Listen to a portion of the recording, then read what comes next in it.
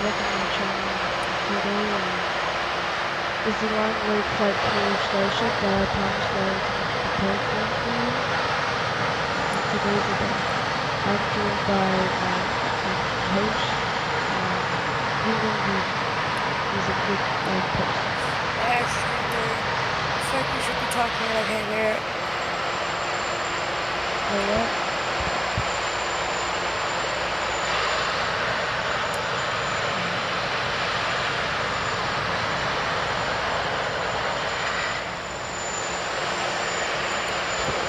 You can hear me? Are you there?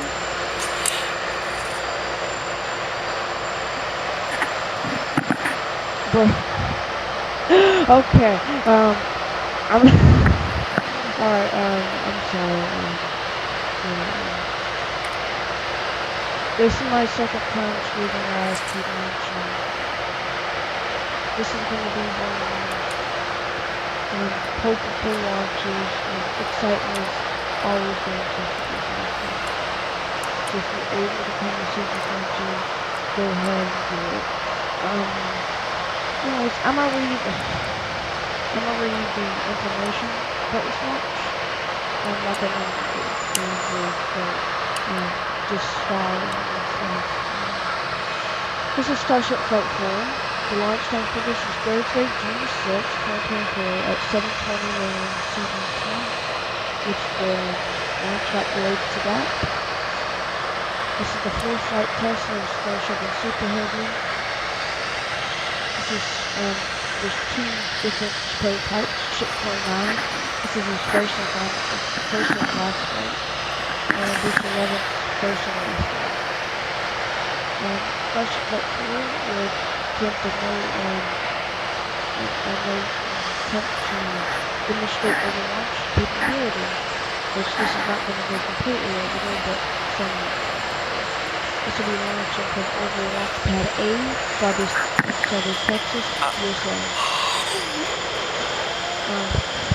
Last time I was speaking, you could not hear me, so I don't want that to happen again. I want you to hear the host and so I'm speaking way much more louder than I do. But this is the fourth ever Starship mission and the second mission of 2024. The last mission was IFT-4, which I did not stream due to me being at school. So this time we're here and doing the real thing. It's just going to be even more exciting than IFT-4, surprisingly. Well, a little bit. Stay tuned for. I'm gonna give you some animations of the landings, everything. Yep. So, Ship 29. We still got an hour until our launches. What? So they told me to wake up at 7 a.m. Yeah. So wait, you can did you say you want to go or something? It's still 2 minus an hour. Okay. You say you want to go? Because you can go. I'm not forcing you to be here. But, you can do what you want. This is tune into the launch. Or sometime. But, yeah.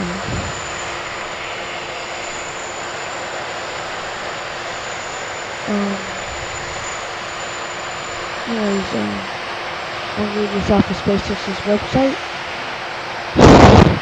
The full flight Starship, or the full flight test of Starship is targeted to launch Thursday, June 6th from Starbase in Texas.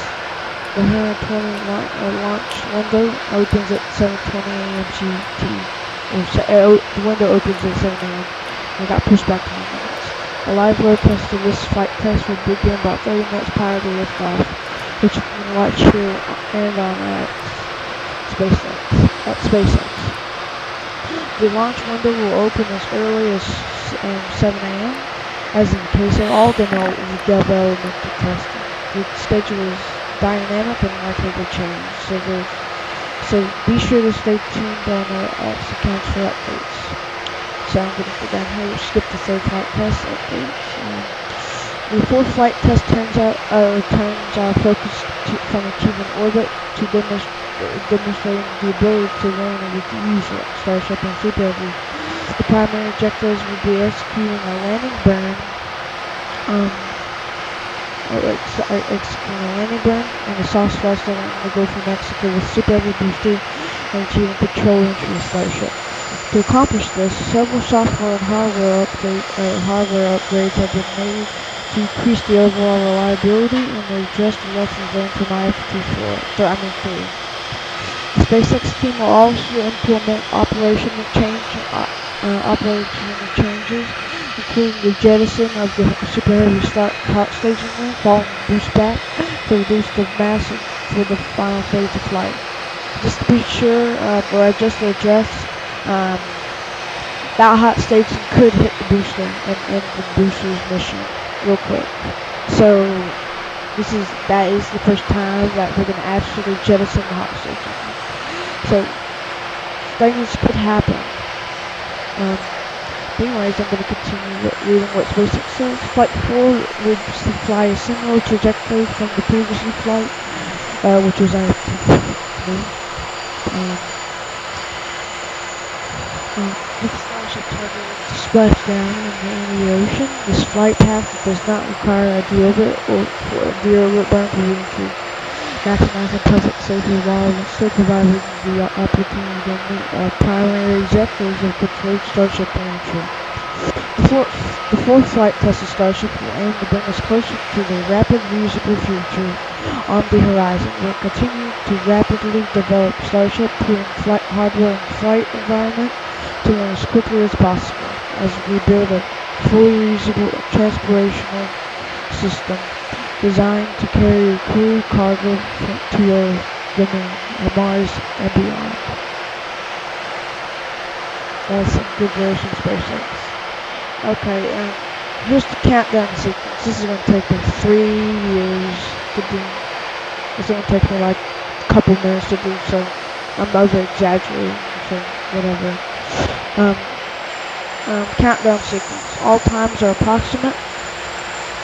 At 1 hour and 15 minutes before the launch, SpaceX launcher after verifies good for propellant loading on Super Heavy and Starship.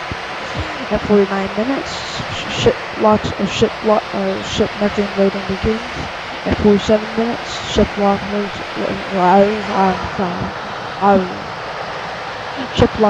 begins at 47 minutes. At 40 minutes, booster methane loading begins. At 37 minutes, booster launch load begins. At 19 minutes and 40 seconds, Raptor engine chill begins. Wait for the booster on the ship. At 32 minutes and 20 seconds, the ship propellant loading completes. At 2 minutes and 50 seconds, booster propellant load completes. At 30 seconds, SpaceX launch director verifies good launch. At 10 seconds, flame deflector activates. At 3 seconds, Raptor ignition sequence happens. And 0 seconds, excitement is guaranteed. At T plus 2 seconds, liftoff happens. At 1 minute 2 seconds, Max Q happens. 2 minutes 41 seconds, Super Heavy Nico happens. At 2 minutes and 45 seconds, Starship hot staging begins. At 2 minutes and 49 seconds, Super Heavy boost back burn starts up. At 3 minutes and 52 seconds, the Super Heavy boost back burn shuts down. So about a 1 minute boost back burn.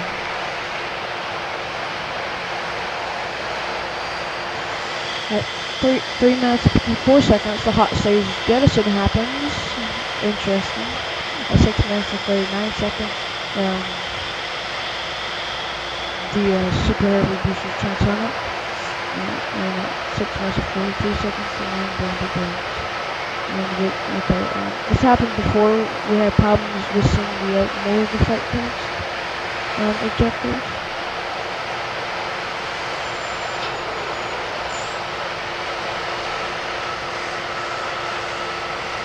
Okay, here we go. 7 minutes and 4 seconds, Super Heavy shuts down.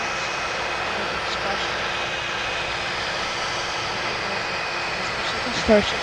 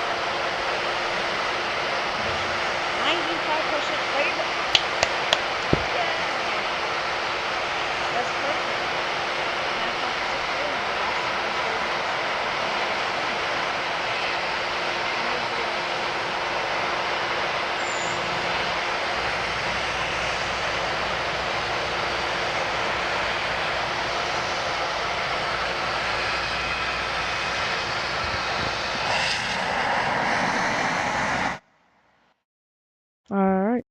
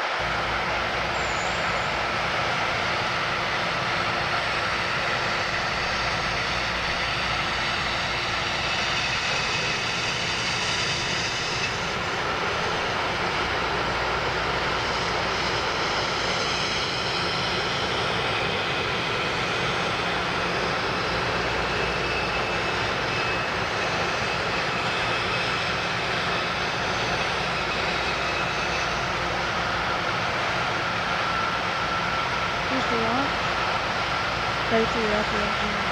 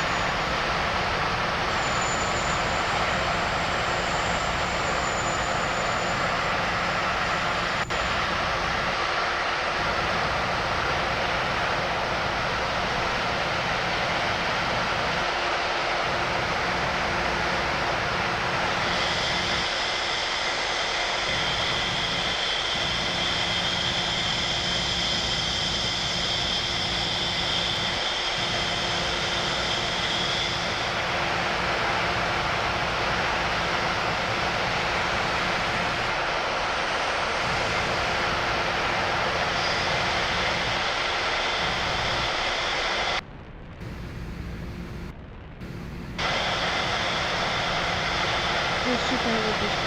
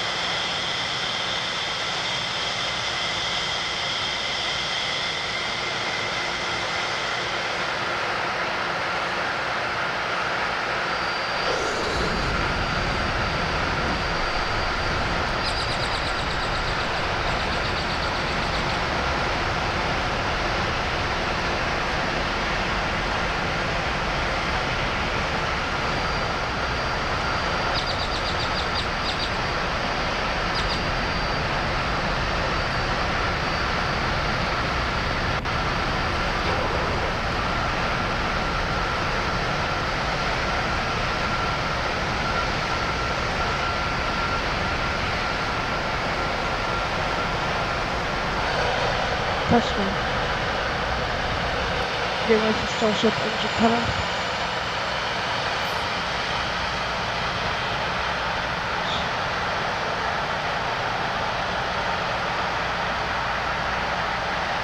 Starship engine cutoff. Touch forward before.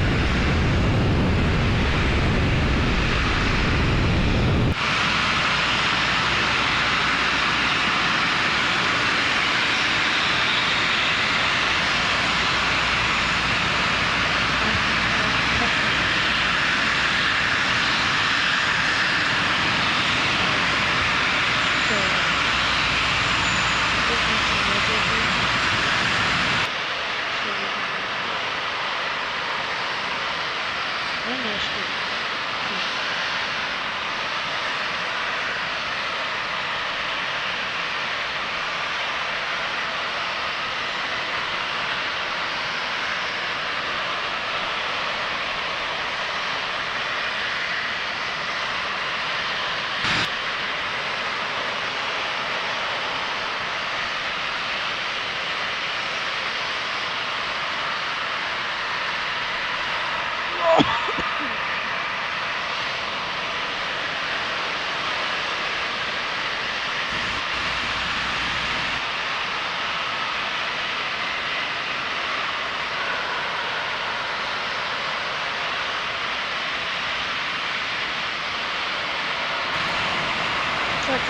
Be a little big cloud, but right now it's not restraining our views. We're still good to go for launch at 7 p.m. Weather's 95% favorable.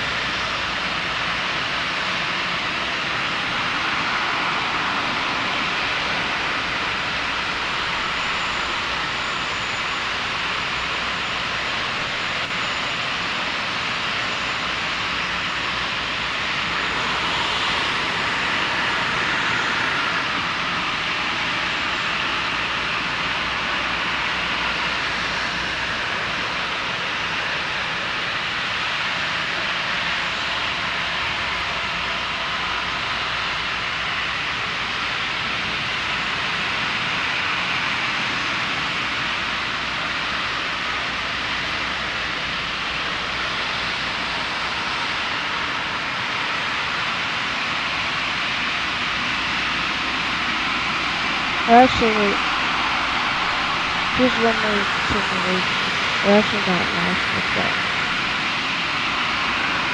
Let's complete.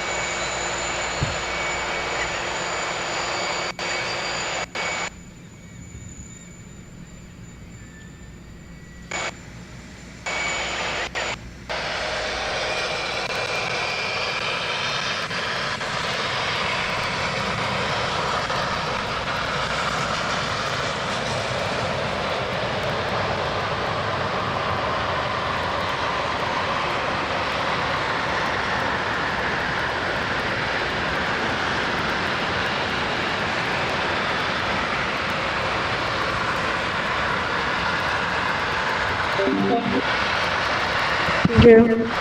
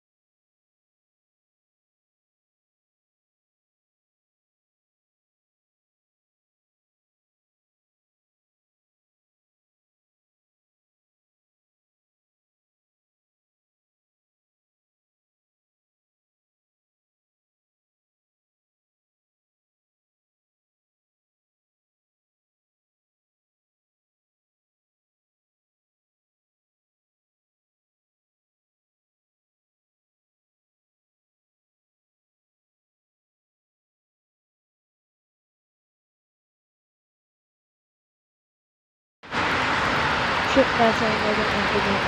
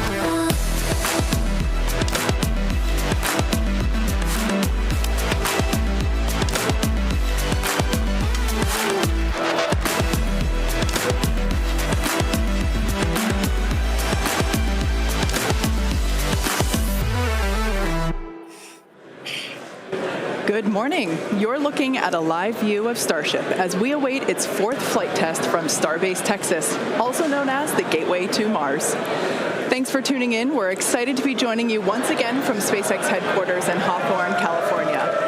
As you can tell, the crowd is getting excited behind us. We're here in front of Mission Control Center. Now, we are targeting liftoff at 7:50 a.m. Central Time in just over 30 minutes from now. It's been roughly 2.5 months since our last Starship flight test, and the turnaround time between these tests just keeps getting shorter and shorter. Today, we hope to surpass what we achieved in Flight Test 3 in March. Our primary goal is to get through the extreme heat of Starship reentry, which is no easy feat. As with all of our flight tests, our goal is to collect as much data as possible. Every flight gets us another step closer to a fully operational Starship. Starship is the most powerful vehicle ever developed and the first design of a rocket that is capable of making life multiplanetary. Starship will allow us to land humans on the moon again after more than half a century, fly the heaviest payloads ever flown, and ultimately fly humans further into space than ever before. Getting there will require us to fly frequently, which is why we're producing so fast. We already have hardware built and are preparing for our next several flights. But the most important thing about Starship is that it's designed to be fully and rapidly reusable and, of course, reliable. We've been designing from day one to realize a vision of having an entire city of people on Mars, something we know will take launching millions of pounds of cargo and equipment into space spread across thousands of launches. The faster we can learn now, the faster we can improve and evolve Starship to achieve this vision. And that brings us to today's flight test, the fourth of many that will get us one step closer to Mars. But before we dive into the details of today's test, let's do a quick rewind and talk about our last integrated flight test, Flight 3. On March 14th, Starship successfully lifted off at 8:25 a.m. Central Time from Starbase, Texas. It cleared the launch tower and went on to accomplish several major milestones and firsts. All 33 Raptor engines on the Super Heavy booster started up successfully and completed a full duration 2-minute and 41-second ascent burn. Then we saw our second ever hot stage separation, powering down all but 3 of Super Heavy's Raptor engines and then igniting the ship's 6 Raptors to create separation. Next, Super Heavy completed its flip maneuver and ignited the 13 center engines for the boost back burn to send it towards its splashdown point in the Gulf of Mexico. All 13 engines ran successfully until 6 engines began shutting down, triggering an early end to the boost back. After descent, we attempted the first ever Super Heavy landing burn, which uses the same 13 center engines that we used on boostback. Since 6 of those experienced the early shutdown in the boostback burn, we attempted the landing burn with the remaining 7 Raptors, and 2 of those 7 reached main stage ignition. In the end, contact was lost with the booster at approximately 462 meters in altitude over the Gulf of Mexico, just under 7 minutes into the mission. Post-flight data reviews showed that the early boost back burn shutoff was most likely caused by filter blockage where oxygen is supplied to the engines. We saw a similar issue on Flight 2 and had added hardware to mitigate it, which worked to get us to our first ever landing burn attempt. Now for today's flight, we upgraded those filters further and made some additional hardware and software changes to increase our chances of igniting all 13 engines for the landing burn. Now turning back to the Flight 3 ship, we saw all 6 Raptor engines start successfully and powered the vehicle to space, marking the first time we completed its full ascent burn. While coasting, we completed some additional objectives, including the opening and closing of the payload door. We also transferred propellant between tanks inside the ship, which is a key test as we prepare for full ship-to-ship prop transfers in the future. Once we were into our coast, though, the ship gradually lost the ability to control its attitude or orientation, which is done with smaller thrusters around the spacecraft. As a result, the vehicle experienced some unplanned rolling. It still flew on the planned trajectory, but losing attitude control triggered the flight computer to skip a planned relight of a single Raptor engine while on orbit. And then the moment that we all had been looking forward to for so long, as you can see here, the ship's re-entry from space. This was the first time that we were able to get real live flight data on things like heating and vehicle control during hypersonic re-entry, of which we will talk more about later. Not having attitude control meant both protected and unprotected areas saw heating much higher than anticipated. But we were able to get live, high-definition views and real-time data during entry thanks to Starlink terminals on the ship, which itself was a widely successful test. This gave us confidence that we'll continue to get unparalleled insight into the ship's re-entry in order to rapidly improve. And as they say, all good things must come to an end. And for Flight 3, this occurred when contact with the ship was lost at approximately 65 kilometers in altitude, roughly 50 minutes into the mission. After reviewing data from the flight, we found the most likely cause of the unplanned rolling seen during the ship coast phase and re-entry phase was blockage of valves that help control the smaller attitude control thrusters. We upgraded these to make them more resilient and added some additional thrusters for redundancy. Overall, we learned a tremendous amount from that last flight, and capping it off with those re-entry views was truly an exciting end to the mission. Incredible. So back to today's test. Today's mission profile is similar to Flight 3, but we have new test objectives, the first of which is getting through the extreme heat of re-entry. About 27 minutes from now, Super Heavy will ignite its 33 Raptor engines and lift off from Starbase. A little more than 2.5 minutes into flight, the Super Heavy booster will separate from the ship in a hot stage separation, meaning that it'll light its engines while still attached to a partially lit booster. The booster will perform a flip maneuver, followed by a boost back burn. About 2 seconds after that burn ends, we'll jettison the booster's hot stage. As it heads back to Earth, the booster will attempt a landing burn before splashing down into the Gulf. Meanwhile, the ship's engines will remain lit for just under 6 minutes during its ascent before shutting down for the coast phase. The ship will coast for about 40 minutes or so, reaching a peak altitude of 214 kilometers. And after its coast phase, the ship will attempt a controlled re-entry, including a flip maneuver and a landing burn, before splashing down in the Indian Ocean. Now, we say attempting because, again, this is a test, and nothing is guaranteed. As we mentioned earlier, the booster and the ship have to contend with some extreme conditions on re-entry. For this flight test, we do not plan to recover any hardware from the booster or the ship. With the exception of Falcon, this is no different than what happens to most rockets flying today that are expended or fall into the ocean after completing their mission. Eventually, we will land and recover Starship boosters and ships, as we do today with Falcon 9 and Falcon Heavy boosters. And in fact, we've landed 316 Falcon boosters to date. Even though recovery is not planned, the telemetry and data we receive all the way to the end is what we're looking for, which will help us continue to build a rapidly reusable Starship for the future. In other words, the payload for this mission is data. It's also worth mentioning that the hot stage jettison is an off-nominal procedure that we're using as a temporary way to reduce the weight of the vehicle for its water landing. Yeah, exactly. Future designs give Super Heavy boosters a lighter weight integrated hot stage intended for full reusability, which will mitigate the need to jettison the hot stage.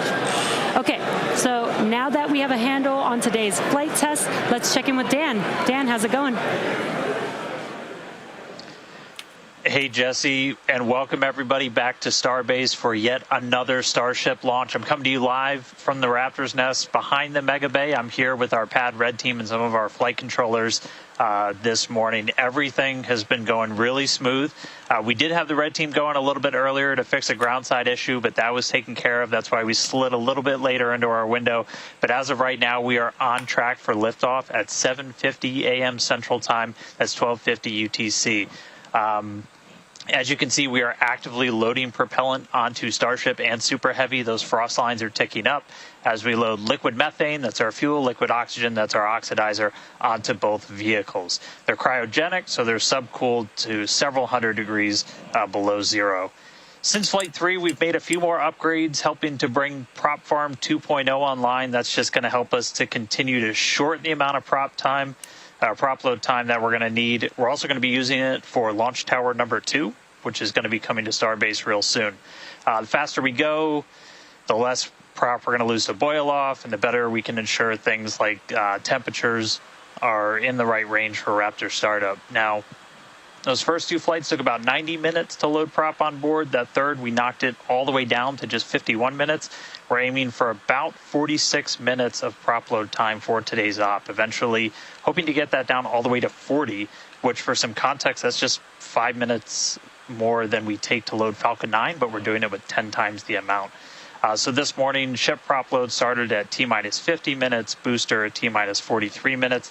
We're going to pause the ship main tank prop load in just a couple of minutes to do the header tanks, which are going to do that attempted ship landing burn.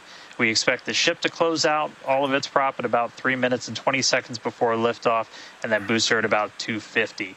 Now, our final countdown sequence is going to look very familiar. It's going to be the exact same as it was on flights 2 and 3. So we'll light those engines, and then about 4 seconds later, we will actually see it lift off. But I mean, right now, we are just under 23 minutes away from launch. We're not working any issues either with the vehicle, the range. Weather is 95% go, so not dealing with any winds or weather issues today. If we do have to scrub, our next attempt would probably be about 48 hours from now. It's all going to be driven by commodities and just how far we get into the count. But everything looking good for liftoff just about 22 and a half minutes from now. I'll check back in with you guys in a few minutes, and I'll send it back over to Kate and Jesse. Excellent. Thanks, Dan. Flight tests like today are the fastest possible route for us to dramatically improve Starship's capabilities. The Starship flying today has already seen a number of changes based on what we learned from Flight Test 3 in March, which was only 2.5 months ago. Development moves really fast here at SpaceX. Let's take a closer look at the iteration of the vehicle flying today. Starship is comprised of two elements, the ship, which has 6 Raptor engines, and the Super Heavy booster, which has 33 Raptor engines. The current iteration of Starship is essentially an experimental vehicle flying for development. Starship 2 will be capable of carrying more than 100 tons to orbit, and Starship 3 will be able to handle more than 200 tons to orbit. Compared to Saturn V, the rocket that first took astronauts to the moon, Starship has more than twice the thrust. And with a few planned upgrades, Starship will have 3 times the thrust of Saturn V, plus the added benefit of full reusability. The amount of mass that we're able to launch per rocket is crucial to creating a self-sustaining city on Mars. Now, to get a sense of how big Starship is, let's start with the average-sized human, which is about 2 meters high. And towering over our average human is the length of the Millennium Falcon, which comes in at 35 meters. Our Falcon 9 rocket with the payload fairing attached is double the size of the Millennium Falcon at 70 meters, and nearly twice the size of that is the fully integrated Starship at 121 meters tall. The ship is about 50 meters tall, and the Super Heavy booster alone stands 71 meters. Eventually, the ship and booster will get even taller. Starship's first stage has a diameter roughly 2.5 times that of Falcon 9, and with 33 much larger Raptor engines, as you see there. I love this view because we don't have this view on our Falcon missions. This is looking up under the Super Heavy booster. Now, moving up the rocket, the ship features 6 Raptors, 3 sea-level engines, and 3 vacuum engines, which, as the name suggests, are optimized to operate in the vacuum of space. And Starship is designed for vertical takeoff and landing on any hard surface. The ship is also outfitted with 4 flaps to help aerodynamically control the vehicle's attitude during atmospheric flight and enable a precise landing. And in between the first and second stages is our hot stage, our newest separation technique, which we saw in action during flight tests 2 and 3. The body of Starship is wrapped in a heat shield made up of 18,000 hexagonal ceramic tiles designed to insulate the vehicle during atmospheric entry, where temperatures can be as high as 2,600 degrees Fahrenheit or over 1,400 degrees Celsius. Speaking of those heat shield tiles, re-entry was a pretty exciting first for our team, and Starlink allowed us to gather critical data about this stage of flight. Reusability significantly reduces the cost of space travel, and it's the key to making humans a multi-planet species. Starship is designed for rapid reusability, which means the booster and the ship need to re-enter Earth's atmosphere and land back precisely at the launch site. With With each flight test, we gather more and more data to help hone Starship's re-entry capabilities. The more information we have from each flight, the quicker Starship development can proceed. One way to gather more information is to improve communication throughout the flight, including re-entry, where historically there has been a communications blackout. To do this, we equipped Starship with Starlink terminals to expand its communication capabilities. The Starlink terminals are those 4 black squares that you see there on top of the ship. Starlink is the world's largest constellation of highly advanced satellites operating in a low orbit around the Earth, providing high-speed internet on Earth and now in space. Starship is designed to have a large surface area to create considerable drag during re-entry. Traveling at about 27,000 kilometers per hour, or almost 17,000 miles per hour, Starship compresses the air in front of it, causing the temperature of the air to rise and ionize, turning it into plasma. This plasma layer interferes with communications by absorbing and reflecting radio waves, leading to the communications blackout we've seen historically with spacecraft during atmospheric re-entry. With Starship, most of that plasma is built up around the front and sides of the vehicle, leaving an opening downstream where we're able to point our Starlink terminals. And with Starlink also operating at a higher frequency than traditional space-based communications, we're able to power through any residual plasma to provide real-time video and data at high speeds back to the ground. Super cool. We actually got to see this in action on Starship's last test, Flight 3, which had the first ever live HD video of a spaceship re-entering the atmosphere. SpaceX engineers were able to gather data on the performance of Starship as it re-entered the atmosphere and watched the heat shield in action. Now, the physics of re-entry are extremely hard to replicate perfectly on the ground, so access to this data is an invaluable tool for rapid iteration. In fact, one cool observation from that Flight 3 was seeing how shock waves form at different parts of the vehicle and how they interact to put pressure on the ship, especially the flaps. This is really valuable for Starship since no spacecraft has ever flown with 4 movable flaps like what we use for aerodynamic control. Starship's greatest strength will be rapid and reliable reusability, and Starlink has become a critical tool to make that a reality.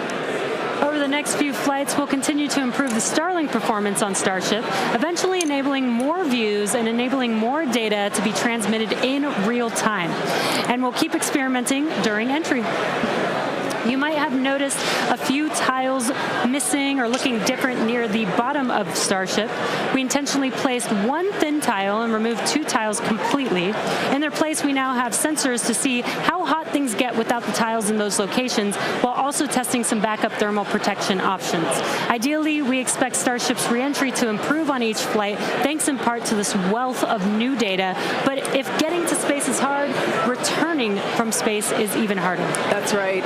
No one has ever succeeded in creating a fully and rapidly reusable heat shield. So we could see some spectacular failures before we get this right.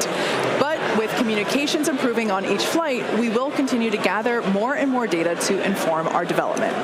We're now about 15 and a half minutes until our next liftoff attempt.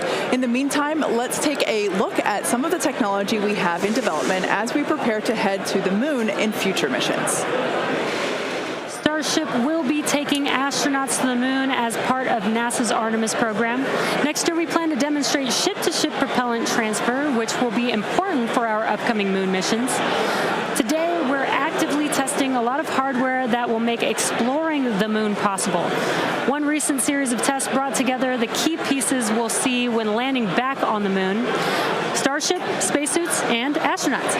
Together with Axiom and NASA, our teams put 2 astronauts in pressurized Axiom spacesuits and practiced the first steps of going to the lunar surface. The team used test builds of a Starship airlock, as you see there, and elevator to gather data on how well future Artemis astronauts will be able to move around once fully suited. Tests like this are incredibly helpful for engineers designing these systems, as they have the opportunity to get feedback directly from experienced astronauts Peggy Whitson, who is on the right of this photo, and Doug Wheelock, who's on the left. You can see them in action during this elevator test. SpaceX will perform one uncrewed demonstration flight before NASA's Artemis 3 mission, which will be the first human surface expedition since 1972. After after those first expeditions, we'll be ready to fly more people along with everything it takes to build a moon base. In many ways, Artemis feels like an extension of the human spaceflight work SpaceX and NASA have been partnering on for some time now. In fact, we just celebrated the anniversary of the Demo 2 mission. That's right. Just 4 years ago, on May 30th, 2020, SpaceX launched the first crewed test flight of our Crew Dragon spacecraft. Dragon carried NASA astronauts Douglas Hurley and Robert Behnken to the International Space Station in the first crewed orbital spaceflight launched from the United States since the final Space Shuttle mission in 2011, and the first ever operated by a commercial provider. You can see Bob and Doug there on your screen. That was certainly a memorable day for all of us here at SpaceX, one that we fondly think back on. And it's exciting to think about Starship being the next to take its first astronauts to the moon. In tandem with Starship development, all of our operational human spaceflight missions are helping us prepare for those future trips to the moon. Our upcoming private astronaut mission, Polaris Dawn, you can see the crew there on your screen. They will play a big role in testing procedures that will be relevant to our moon and eventually Mars missions. We're looking forward to the third Polaris Dawn mission, which will be the first crewed Starship flight. The Polaris Dawn crew will attempt to reach the highest apogee ever flown by a spacecraft, and they'll also be performing a spacewalk, or extravehicular activity, wearing SpaceX's newly designed spacesuits. They'll also be testing space-based communications, which will be critical to future deep space missions. The Polaris Dawn mission is currently targeted to launch no earlier than July of this year, so stay tuned because that is going to be a very exciting mission to watch. In the meantime, at T-minus 12 minutes, let's check back in with Dan on today's countdown. Can you hear me? Hit your mic if you can. Yeah, Hey, I thanks, can hear. Jesse. Everything continues Yes, to yes, go yes, real yeah. smoothly. It's been a real quiet day Okay, so I'll shut far. up. The board looks really clean, not tracking any impediments to a launch just under 12 minutes from now. Prop loads continuing. Looking at the numbers real quick, we're about 85% full on the ship. We did pause to start filling those header tanks on ship. Again, those are the two smaller tanks in the very top of the nose cone that we're going to use for that attempted landing burn with ship. And with the booster, we're just at about 75, 76% or so on our methane and LOX, so getting pretty full there. Those are going to continue down to about 3 minutes and 20 seconds before liftoff. That's when we'll close out all the prop in the ship. And then T-minus 2 minutes and 50 seconds on the booster. A lot of work also going on in the background. Our range safety teams working to make sure the area, not just around the pad, but in the sea space out in the Gulf, and also in the anticipated entry point in the Indian Ocean are clear. We're not tracking any blockers, any boats, anything like that in the zone right now, but their work literally continues right up until those last couple of minutes.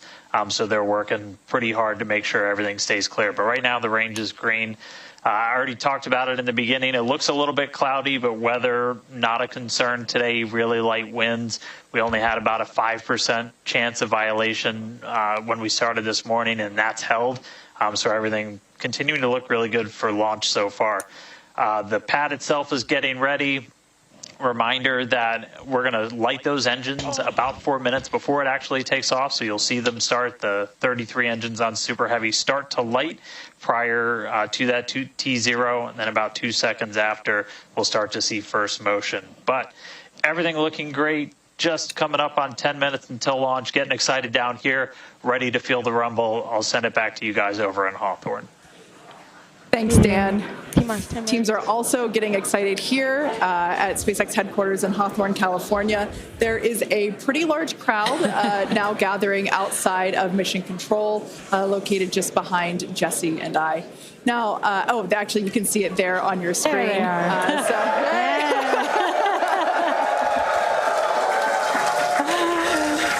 Everyone getting super pumped for our Ready? flight test. Now, as a reminder on that note, today is just a test, the fourth of many future flight tests of Starship before it becomes fully operational. So whatever the outcome and however far we get, we can promise excitement. This rapid, iterative development approach has been the basis for all of SpaceX's major innovative advancements, including Falcon, Dragon, and Starlink. Yeah, I'm excited Today, too. we've This is the successfully first time landed you get to Falcon be 9 here boosters watching it live. 316 It's gonna be times, so exciting. changing Listen, humanity's this will understanding of what's change you. possible when it comes to This rocket stuff will change you. reusability. And even though we are not recovering the booster or ship today, test flights like these provide critical data through every phase of flight, which will get us closer and closer to full reusability, and we have a lot more tests planned for this year. When we start recovering Starship boosters, we'll want them to return to the launch site for a quicker turnaround, which you can see in this animation on your screen. And that's when the tower reveals its dual purpose. After launch, the arms or chopsticks on the tower will help guide the booster into position to ensure a precision landing. And our goal for the near future is to have 4 launch towers, 2 in Cape Canaveral in Florida, and they will look very similar to the ones that you see here in this animation. As we know, we find that our renderings tend to end up looking really similar to real life. So while this is a rendering, we do know we can look forward to this in the future. Like I said, we're going to have 2 at Cape Canaveral in Florida and 2 located at Starbase. Starbase will continue to be used for flight tests, and the towers at the Cape will come online as we prepare to fly operational Starship missions. In fact, we recently upgraded the actuators in the chopsticks, which are responsible for swinging those arms in for a catch. And we'll be testing an operational step on this flight by moving the chopsticks to the catch position immediately after Starship flies away. That's going to be really incredible to see. As we mentioned, we have a lot more tests planned for this year, so we need a lot more hardware. Today we have ships and super heavy boosters built and either ready to launch or in testing for the next several flights, with more coming off of the production line as SpaceX's Star Factory continues to grow. The latest phase of the factory currently under construction will come online this summer, giving us several 100,000 more square feet of space. Yeah, when you step into this factory, it is truly inspirational. My heart jumps out of my chest every time I'm there. Now, this will enable us to increase our production rate significantly as we build toward our long-term goal of producing 1 ship per day. And coming off the production line soon, Starship version 2. Now, with all that being said, let's check back in with Dan for the latest as we head into the terminal count. Hey, thanks, Kate. Everything still looks great. We're getting ready to launch. We are just under 6.5 minutes away. You can see when we throw up the graphics for prop load that we're almost closed out. Ship more than 90% full. Those header tanks are done. And then the boosters coming up on 90% real soon. So we're going to see those close out in the next couple of minutes. Ship's going to end at about 3 minutes and 20 seconds. It'll be fully loaded. And then booster at about 2 minutes and 50 seconds. After all the props loaded on, we go through a lot of steps to safe ground systems. You're doing things called pushbacks, where you're just clearing all of those lines on the ground of propellant before we lift off. But once we're done, we're going to have 10 million pounds of liquid propellant on board Starship to help power the most powerful vehicle ever designed. You match that. If we do hold, we have a built-in hold T-minus 40 seconds. We can hold there for about 30 minutes or so today. If we need to wait for final pressure checks or for if we have anything on the range, anything like that. Did just get that the range is green, so we are coming up 5 minutes and 20 seconds away. We are not planning to hold at T-minus 40 unless we trip some kind of hold alarm, something like that. So we could blow right through that gate and go right to launch. Don't be shocked if we hold at T40, though. And if we do, we can hold for a couple of minutes and then keep going. Our window is open all the way until 9 a.m. today. Now, once we pass through T-minus 40 seconds, a number of events will occur in rapid succession. The ground spin and ignition systems will come up to flight pressure, and the ship will go to internal power. Now, after that, the quick disconnect arm lockout is removed in preparation for retraction shortly after T0. Gas lines connected to the booster and ship are vented down, and once we pass T-minus 40 seconds, we still have the ability to recycle the count under certain conditions back to T-minus 40 seconds and hold there to assess what happened and if we can proceed again to T0. However, once the water for the deflector system begins flowing at T minus 10 seconds, any issue after that would be an automatic scrub for the day, as teams would need to refill the deflector's water tanks, as well as the lock storage tanks at the tank farm before making another attempt. So, as Dan mentioned earlier, we are not planning to hold at the optional T minus 40 second mark.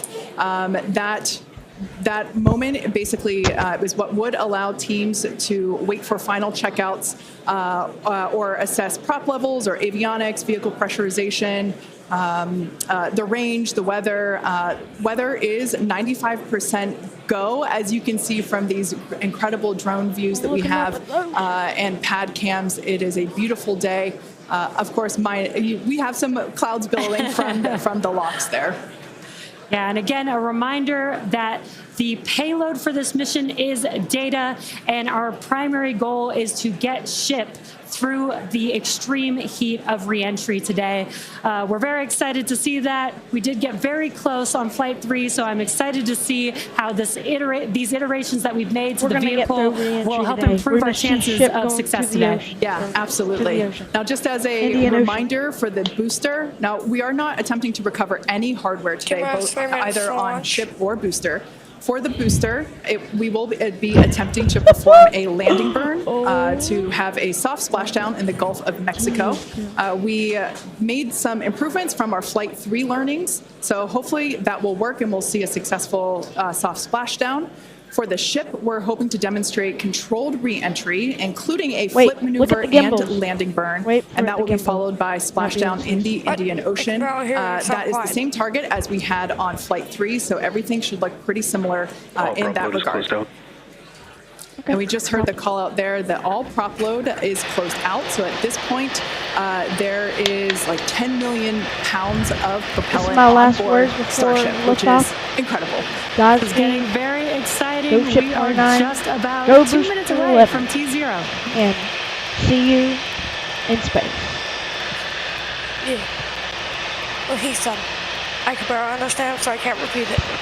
Yeah. And as Jesse just said, we are under 2 minutes away, so prop load is complete. All the filtering lines into ship and booster have closed. Right now we're doing the pushback, so clearing out all those ground lines of propellant. The hairs on my Later legs are over the next standing up. couple of seconds, we're coming up on that T-minus 40 mark. Again, not planning to hold.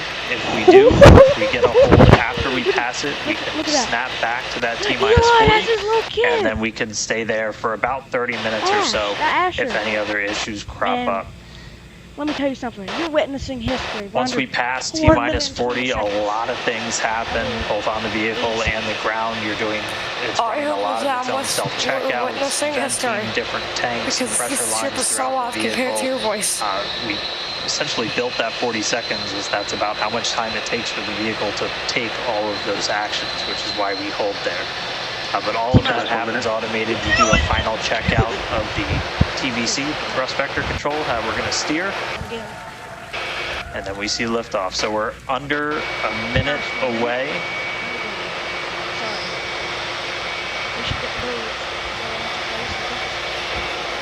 45 seconds and counting. T-minus 40 seconds tonight. All right, now as we close in, we are past the 40-second mark. So let's listen in. Flight Director Ty Huntington's going to take us through one more time for a Starship liftoff.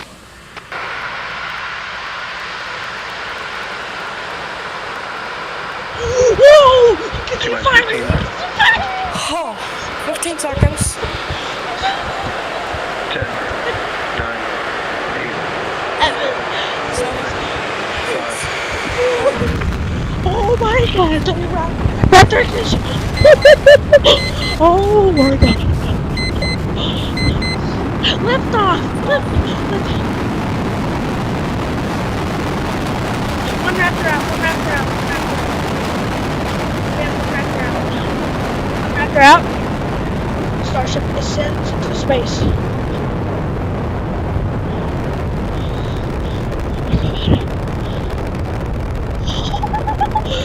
Oh, dude.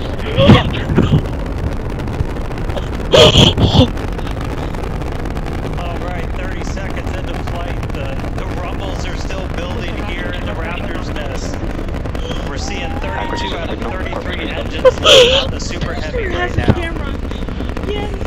As the rocket was launching, I was actually able to see some shockwaves dynamic from pressure the as we go booster. uphill on the vehicle. Oh my god. Oh. Max Q. Maximum aerodynamic pressure. We can see they're Alright, one we inches just out. passed through max Q, so we're going to continue on up. We still have about Vehicle is a supersonic. minute and 30 seconds Test until we get to max Q. stage separation. Starship now flying faster than the I'm about speed to of have a heart sound. attack. I got diabetes. Look at that.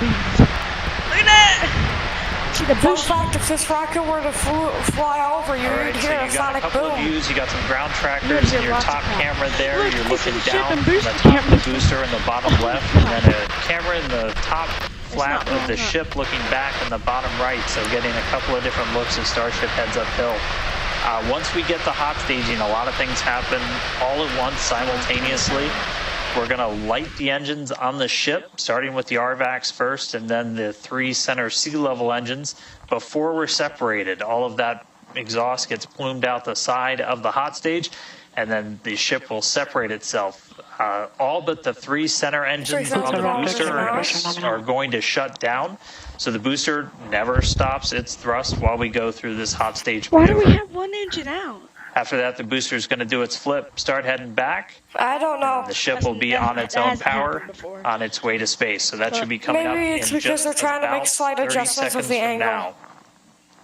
As of Yeah, right now, but still looking they always try like to go for 32 out of 33 33 engines, but it doesn't Raptors matter, it lit doesn't matter. on the But booster. we're still doing it. You see it? It's tilting. And we'll start to see ready for those hot stage. stagger Yeah. down. They're going to turn Booster. off in banks, so you'll see the ready for hot lights stage. on the bottom left screen 10 of the seconds. engines that are active Under start 10 to turn can off in barely hear different you. groups, and you'll see those 3 center ones lit. Look at the Griffins. Booster engine cut off. Alright? I can't scream them. Ship ignition. There's stage separation. Stage separation confirmed. Oh my No, god. stage separation. That one. Boost backs. Wow. Go, okay, Acquisition Gooser. assistant. Gooser, this is an experimental thing. This is wait, Gooser, listen. They have all 13 engines. We need to look for hot Hot stage. stage confirmed. Ship under its Yeah. own power. Hot Booster staging boosting back. jettison. Looks like all Get 13 ready for are hot lit. stage and jettison. Kate, we got a booster on the way back to the Gulf and a ship on the way to space. That's good news. Acquisition signal. Status. Wait. Ship 2 camera seconds pressures after are nominal. 2 seconds after the boost back shuts down, we should see hot stage jettison. Ship power and telemetry is low. All right, the first I'm stage praying, currently I'm praying. performing the Come on, boost Booster back 11. burn. This is Booster expected 11, to I last made a a bet little on you. over 1 minute. Booster 11, This give me a propels hug. the You booster did back good. toward the You did coast, good. taking You it can to do it, a Booster 11. landing in the waters of the Gulf 29. of Mexico. Doing good. As you can see Point two on your entry. screen in the bottom left-hand Entry. corner, we were only Booster. using That was a the nominal boost 13 back. center Hot engines stage jettison? from Maybe? basically from here on. Boost back burn shut down. Heard confirmation there. Hot stage jettison. Good boost back burn shut down. Stage 2 tank pressures are nominal. Hot stage jettison. Yes, I think it jettisoned. The booster did not Lots hit. of excitement. So right here, this is our view of the Get out of jettisoned here. hot stage. As we mentioned, this is a temporary fix to help Oh my God. reduce the weight of the booster. So we have the super heavy booster. that Future iterations will have a lighter weight integrated hot stage structure that won't need to be jettisoned. It did not hit the booster. Now, after we jettison that hot stage, the booster will begin to think you can see attempt the its booster. water Look at landing the ship in the camera. Gulf. In the meantime, can see the it. ship will coast for about 40 minutes or so up to an altitude of 214 kilometers. And after its coast phase, it will attempt a controlled reentry, Listen, the commas including are a there. flip maneuver and a landing burn just before splashing I down can in the barely even Indian hear you. Ocean. But as a reminder, It's okay, we are it doesn't not matter. attempting. Trajectory Just nominal. enjoy the launch. Good news there. Trajectory is looking Enjoy it. good for the ship, which is on the right-hand side of your screen. Oh my god. Oh. Getting ready for booster entry. The ship At has this point in reached time, as you 10,000 can kilometers see, per hour. we have no That's engines about lit on the almost half booster. It of is the coasting velocity back they toward need to get in the orbit. Gulf of Mexico good, for that's good. a water landing and ship under power of all 6 Raptor engines. There's 3 sea level and 3 vacuum Raptor engines that are lit, as we can see on your screen. You can tell why I'm such a Starship fan. This is why. If everybody knows me, this Yeah, is, I never really understood, but now I do. This is really neat. These views have been looking incredible. oh my god. Booster's gonna do it. Super Booster. heavy. I has can been probably see my performing house from beautifully here. today. And you can hear the crowd is very excited about Booster it. can see you. I honestly don't know. Booster, I the can't tell primary what goal side of the today is to planet do the a ship or the landing booster burn is and a on. splashdown in the water. And we are just Okay, about booster's 30 coming in. seconds away from that landing burn, expecting to Oh begin. And my an incredible God. view They from never the had that view since forward IFT-4 or portion of the IFT-1. booster. This is basically on That's, top of the that's the super common heavy dome booster. section. This booster's not Where gonna be we have jettisoned that working hot too much station, longer. now we can see this incredible view of Earth as it's making its way back down to the Gulf of That Mexico. camera's probably gonna get ripped out. Right now, the booster is using the Oh my 4 hypersonic gosh. grid Why fins they to have- guide itself through Get back to the atmospheric booster. re-entry. The Griffins are doing the work. Please. And we are expecting that Come on, landing burn here. 1.2, almost half of 1.5 million people are watching this. It's like IFT-3, but even better. Oh my gosh. Oh my gosh.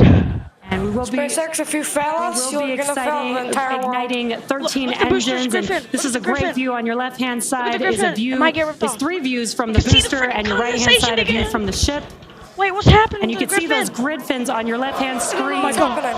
rotating and turning to guide the booster.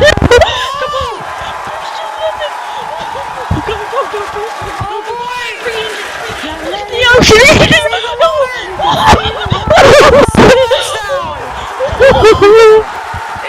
He did it! Gary, Splashdown! look, for the first time!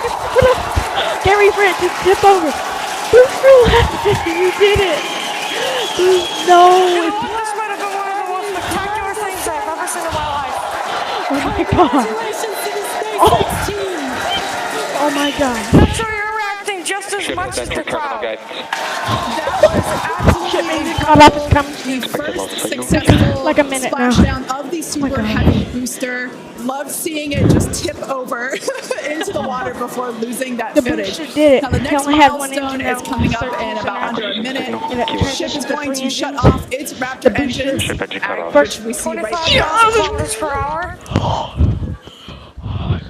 As we mentioned before, today's Oh my test God. flight is not an orbital flight, but rather one that Come demonstrates on, shut the down your Starship's engines. orbital capability. Just run out of your sea levels. Come on. Come on, Starship. You can do it. You can do it. You can do it. So right now, I we are believe under in you, power you're an with just inanimate the 3 object. center Raptor engines. Expecting those, and Ship engine just cut. there we could see those. We done it again. I'm pretty sure it's a good thing that we're seeing. Yep. Shut off. Yes. Ship FDS is saved. What an Nominal incredible! orbit insertion.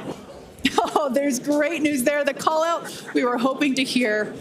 Amazing views once again from Starship. I We can't have scream. our I'm second just Starship in shocked. space. These live views being I brought to don't us even- by I'm not Starlink, which is even on excited board the now. ship. I'm just shocked. Dan, what I'm an shocked. incredible All this view is we have stunning. once again. So exciting. We got another ship in space. But No, are we going to be able to see the plasma from the re-entry like of the still jumping atmosphere up on and the down. camera? yes, we're gonna be. We might be able to This see whole the ship building plus was splashdown. going The absolutely booster splashed down insane for the first time. when we This is the saw first time the the booster Hopefully booster this hit the works. water. If we I mean, lose signal, it's going to be not good, but if we keep it, it's going to be the first time ever that everybody this that's works. just been putting Yeah, but in still, insane if you amounts still of have hours and telemetry, everything to make when it this cuts thing out, the a telemetry reality. shows that the vehicle's And I still feel like alive. every single But the time we do one of telemetry these, cuts, we're that seeing means something they had a wildly little new. We bit got of- to see the I'm hot not gonna stage talk over. jettison and the booster in the water. No. But just to recap real quick over everything that's happened. So we lifted off at 7:50 a.m. only 9 minutes ago. How has it only been 9 minutes? 7:50 a.m. Central at 12:50 UTC. Chopsticks We saw move. 32 of the 33 Raptor engines on Super Heavy make the ascent. We had successful cutoff, successful hot staging. All 6 plus 10 engines on the minutes. ship Whoa, whoa, powered you it can all the see way it. into a I think it is re-entering the atmosphere orbital now. trajectory. No, it's not re-entering. And we've already been getting some live Well, I mean, views, it's close to from the re-entering. ship on board. Yeah, in 30 After that, 35 the minutes. booster was able to do its boost back burn. Oh, this looks like we're actually getting some It is views from the generating ground drag, still, speaking that its potentially speed from Florida, is of slowing the down. ship as it's up there. Oh my god. Yeah, so that's a view from some of our tracking cameras on the ground in Florida.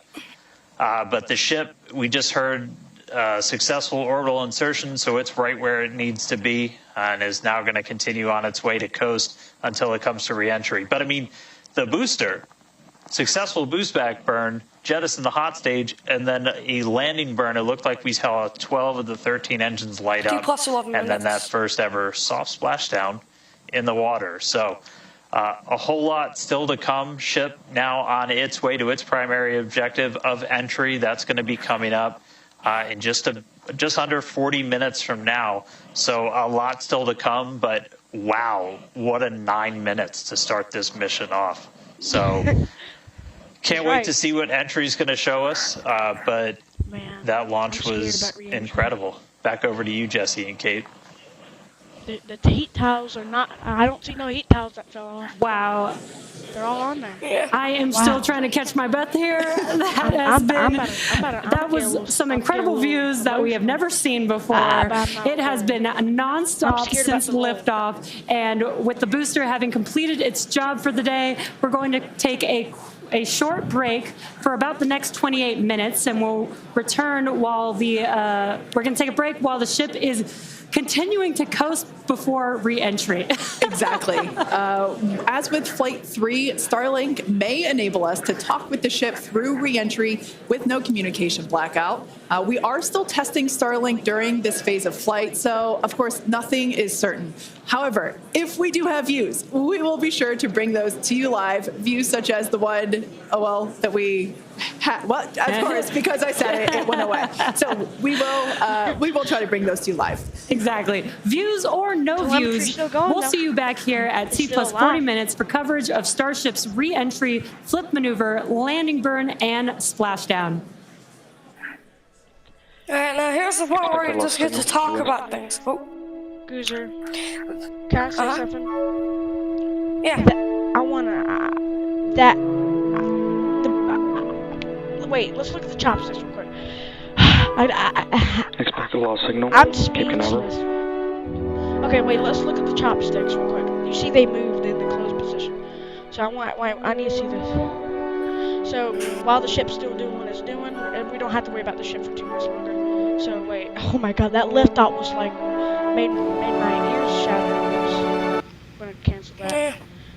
Okay, look at this. Well, I was looking at the Starship talk. Oh my God. Okay, wait, look at the chopsticks, by the way.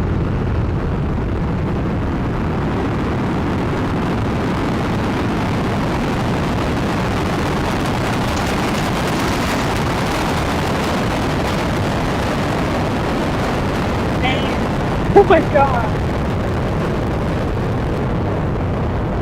Okay, wait, look at the top left. Look at the top left. You might be able to see the chopsticks closed. Okay. They only had one engine now in this fight, but that's pretty pitiful. But they can still do that. We just need to look at the chopsticks close. They're gonna close on each other, but they're not gonna hurt each other. If you go over. They're not like gonna hit each other. They're gonna close. I don't think you can see it now. I'd like to just start talking about a few things related to the rocket. While it was somewhat coasting, I guess, I saw some bits flying off of it, which would turn into space debris. Do you think in the future they could, like add some sort of shielding material that covers the whole ship and still allows the boosters to boost, but mitigate the space debris flying out? Because space debris is a huge problem when it comes to satellites. Well, those bits are probably like icicles, like ice. And probably yeah, but still, anything in the or in orbit, even if it's like might melt after a certain period of time, if it goes fast enough, it might be able to damage something. Yeah, that's right. Or it could just not do anything. Dang, you're going big brain mode on me. Yeah, you're right. Anything that doesn't melt, if the ice doesn't melt, you're right. It could penetrate something. And it's in the vacuum of space, which means I don't think the ice is going to melt at all. Speaking of the vacuum of space, is the coldest place in the universe. Yeah. So that means that any ice that comes off of the ships can damage satellites, block communications, and even damage other ships. One time there was a piece of space debris that was flying so fast, it hit the front of observatory window of the ISS and cracked it, almost making it shatter, so they had to seal it off and repair it. From one little piece of debris the size of a grain of sand. So, space debris can be pretty dangerous. So, do you think in the future they'll be able to create some sort of shielding material that can mitigate the amount of space debris and ice left?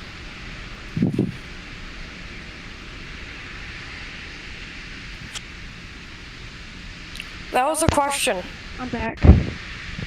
Oh, all right. So, did you hear the story about the ISS? What?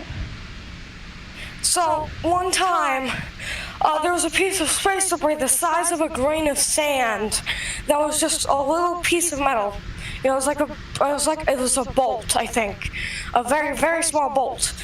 And it was flying so fast, it hit the observatory window, the observatory dome window or whatever, on the ISS, and it caused it to crack, and they had to actually seal off the observatory and bring it in and repair it, because it had a high risk of shattering and making a vacuum. Oh, God.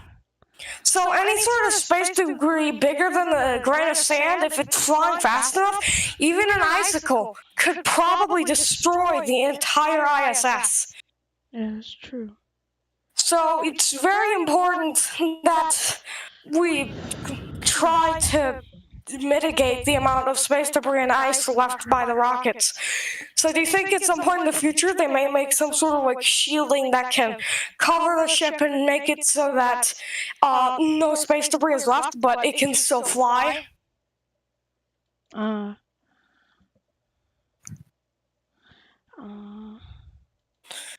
don't know how to do that. You know, I do have an idea though. So, you know graphene, right? It's the material that's in your pen. Or not pen, pencil. Right? Graphene is actually the strongest material known to man, only in one axis though, which is why you can write with it and break it off in layers, but you cannot snap it. It would take 250,000 times more pressure to bend and snap it than it would to bend and snap a steel beam. So it's what's in your pencil is one of the strongest materials in the world. It's just oriented in a way so that whenever you are writing, it easily comes off. But what if they were to make a graphene shielding that was able to protect the ship and make sure nothing, one, it would shield the ship, and two, make sure that nothing from the ship comes off? Does that sound like it would work? Then again, you gotta think about all the risks. If something damages it from the bottom, it could easily crack because graphene is only strong from one axis. The other axis is just rubs off. Well, next year, what's your take on that concept? Do you think it would work? what concept? My bad. I wasn't paying attention. I just explained like an entire graphene shield and the force of the graphene and how it's made. Oh, You really missed all that. I missed all. I'm sorry. I'm so shocked about the line. I just can't get over that. All right. Well, this time listen. So you know graphene, the stuff you find in your pencil that you write with. Uh-huh. Well, graphene is made of a hexagonal structure, but it's flat, so it's in like layers. So whenever you write with graphene, it kind of rubs off, because it's in horizontal layers, so it rubs off, right? But graphene is the strongest known material to man right now. If it's put vertically, it would take 250,000 times the force to break a graphene in half by bending it than it would to bend a steel beam. Wow. So it's one of the strongest materials. So what they could do is they could make it into a large shielding that they could then cover the ship with to mitigate the amount of space debris as well as protect the ship itself from space debris. Hmm. Does that sound like it would work? Yeah, probably would. Just depends. The thing is, though, it might be hard to get that amount of graphene into one big shield because graphene is somewhat hard to make. It's very precise. I'm pretty sure you can also just find it in like deposits. I kind of forgot. But if they were able to do that, it might not work as well because then there's cracking. Because like if it gets damaged from the bottom, then it's gonna crack. Because like I said, it rubs off really easily when it's horizontal. Because it's the same stuff used in the tip of your pencil. So that might not work. You know, because any sort of force, because then if they wreck the entire ship, there wouldn't be any weak spots, but then the boosters wouldn't be able to go through and, actually propel the ship. So that wouldn't work, yeah. That idea wouldn't work. It would just be a waste of money. Yeah. Well, that's the only idea I could think of to mitigate the amount of space debris damaging the ship as well as being expelled from the ship. Yeah. We haven't got also a quick update about the ship. We have not. There's still telemetry in the field. Everything's not. I can't hear you because of the music. So I update with the ship. The telemetry's still going, as you can see, which means the vehicle is still alive. But if the telemetry does not move no more, they had a blackout or something happened to it. But there's no camera views, so that's kind of scary that we're not going to get no views of re-entry. Yeah. Hopefully we do. Hopefully they manually disconnected it though, just because it's a whole lot of coasting. Because if they did manually disconnect it, they can probably easily reconnect it with the new Starlink. I forgot what they're called, but the Starlink things. Yeah. So if we get live view of re-entry, we need to know that we need to see if it's rolling over. If it's rolling over, it's not good because the roll control is not doing its job. I'm not saying it is. Yeah. But look at that. If it does roll over though, that probably means I'll have to upgrade the roll control to make it stronger and more resilient. Yep. Oh my gosh. I love this graceful music in the background. It explains my exact. It's loud. My ears genuinely hurt.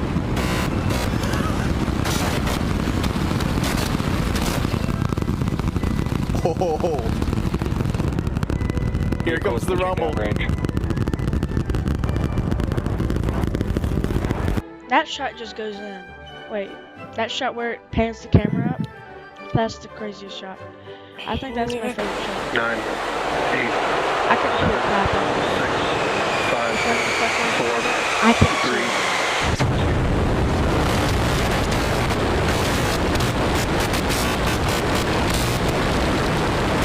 We have the stuff.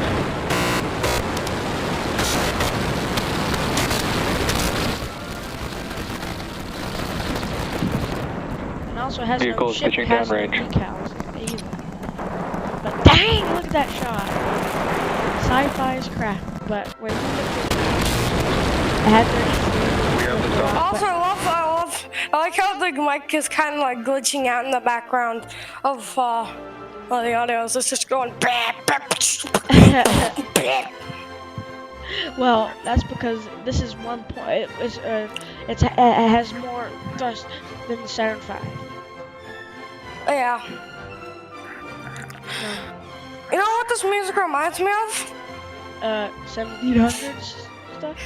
No, this music reminds me of the music that's playing in my head whenever I'm throwing a bed out the window. That was totally random, and plus, it's not even true. It was a lie just to be funny because I'm running out of things to entertain the people because we still got like 20 minutes to tell the people go back with the record and stuff. Well, that was, but still, I'm just happy. Yeah. And I can't believe the booster actually touched down. You saw it started to slow down.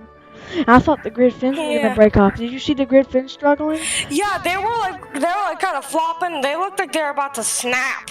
But they didn't. The booster ignited its engines. Only one engine was out.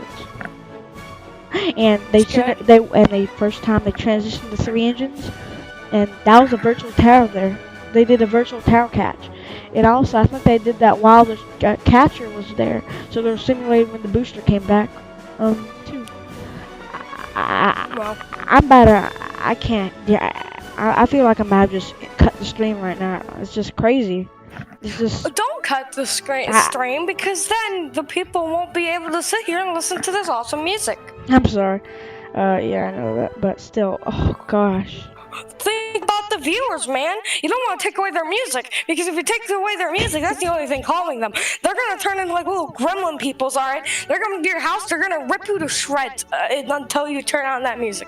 Alright, they need that music. If they don't get that music, you don't want to see them. I turned off the music once before. It was horrible. I don't have a face anymore. Help. You're crazy.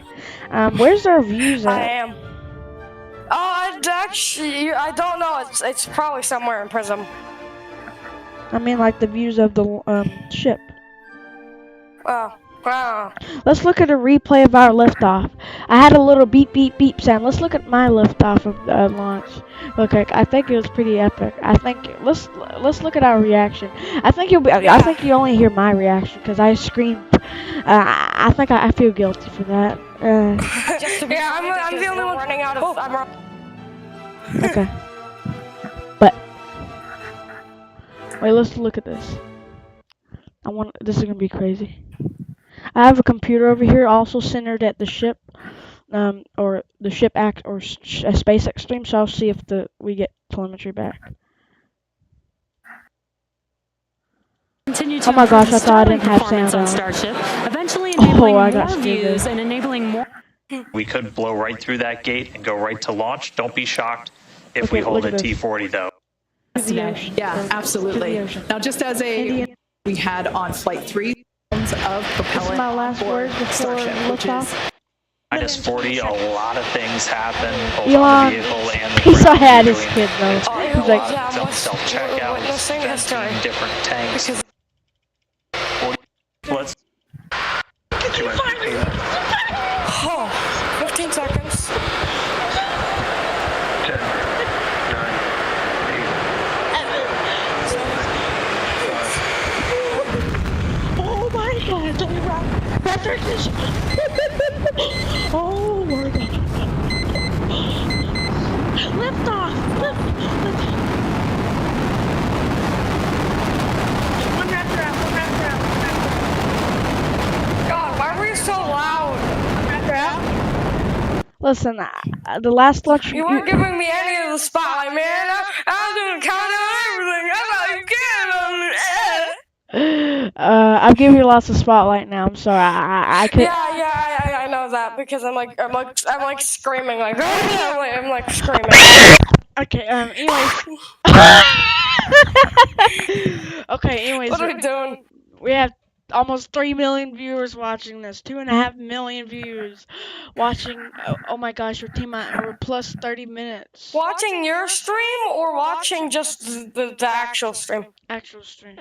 Oh my gosh. How many are watching our stream? That's more important. Who cares about SpaceX? The actual stream. Why do we have one engine out? Over everything. 1.5 million people are watching this. It's like IFT-4, but even better. Oh my gosh. Oh my gosh. And we will be SpaceX, if you fail us, will you're be gonna fail the entire world. igniting 13 Look at the boosters, engines. And Griffin. this is a Look at the great Griffin. view on your left-hand side. the Is a Griffin. view. It might get ripped There's off. 3 views from the See the booster, freaking and your right-hand condensation side a view again. from the ship. Yeah. Wait, what's happening? You can see those grid fins on your left-hand It side. looks so weird. Look back on it. To guide the You know, like that actually does look like it was gonna rip off. I can't tell if you're screaming at the video or screaming on Discord. Stop it. Oh my god. Listen, I can't. I understand you're excited, but Josh, you're screaming just as much as I do whenever I'm playing Minecraft. Okay. I'm worried about the ship now. Telemetry. Yeah, how's the ship do? It's still Telemetry's out still of going. signal. No. And now it's Okay, going that's down. good. That's good. We're going down on the ship. Huh? All right. We're going downwards. You talking about the direction that's below my feet? Yep, we're going down. But my feet are pointed at the sun. I'm standing on my head. No, you're not. Don't. Okay, then I'm do not. head spins. Do head spins.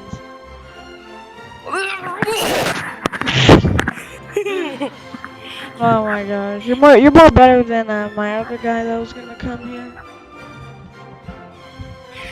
Yeah, boy, I hope he isn't watching and being upset that you just said I'm better than him. Oh wait, well you're a more comedic person. He's smarter than you. Well, yeah, But very comedic. you're Like, funny I and have- smart. I have 4 years of YouTube experience. I think I know what I'm doing.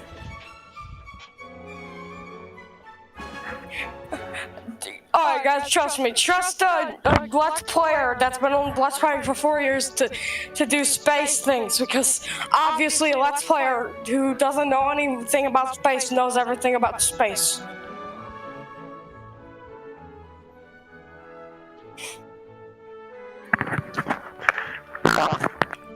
What was that? Oh my god! How was me swallowing?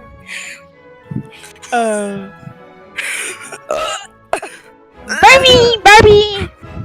I got that burpee. You got him getting I all got that burpee water. Got that.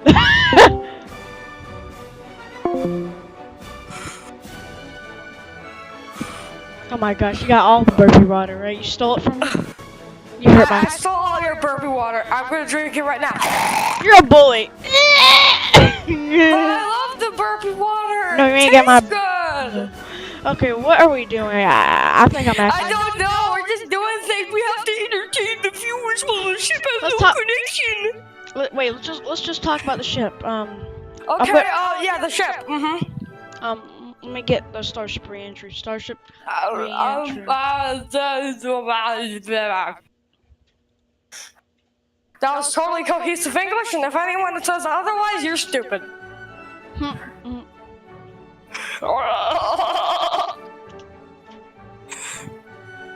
I don't know what we're talking Enter the about Earth's anymore. atmosphere. Look, this this is is what you where should the see. Earth's atmosphere is But even doing better. the work to slow And us you'll be able to down. see flip and burn. Wow! We're gonna be able to see it without all that glitchiness? Data.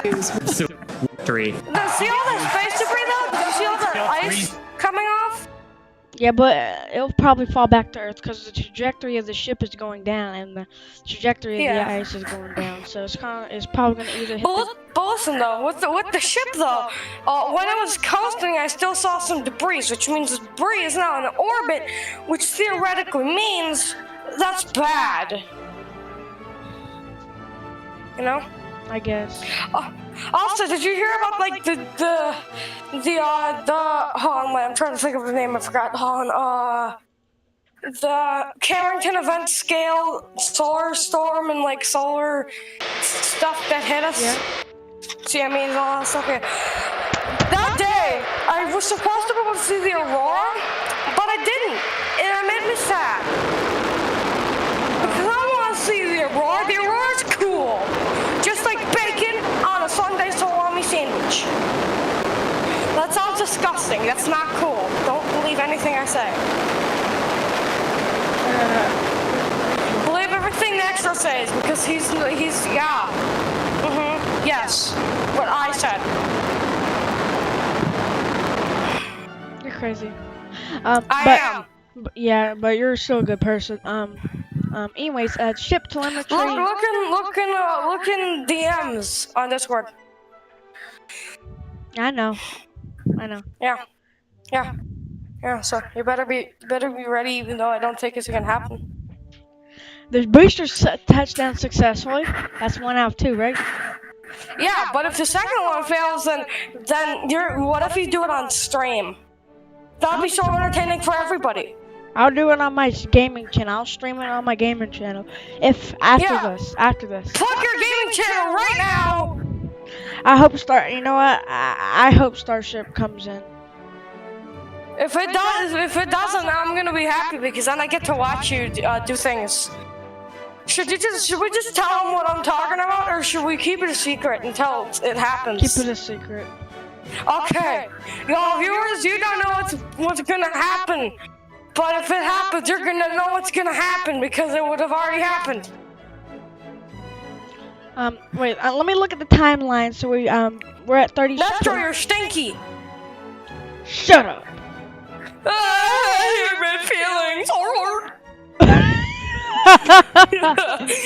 What type of cry that was? I'm gonna check the timeline.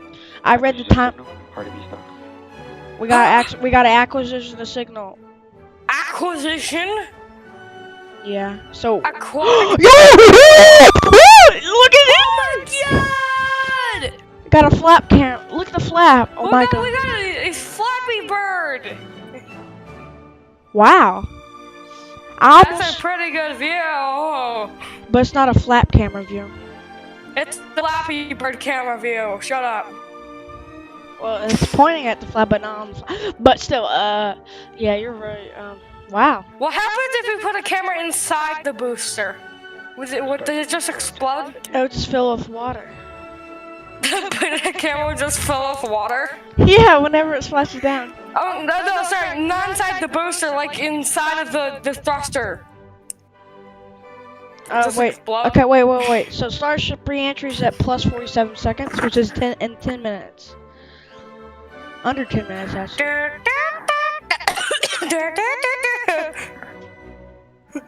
Wow. Listen to my music capabilities. I'm sure the Gremlins will like it. The Gremlin audiences. Oh my gosh. Don't turn off the music. You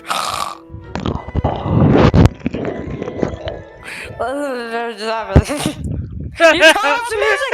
You turn off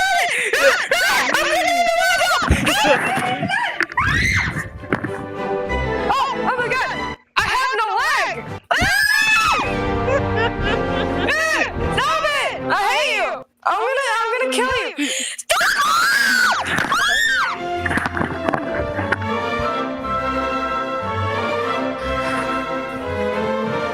I'm gonna say the word if you do it again. I'm gonna say the word. Or what the 2 words. I'm gonna say them if you do it again. Okay, also by the way, you see the oh my gosh. The music is way too loud now. Oh my god, the music's so loud. Thank you.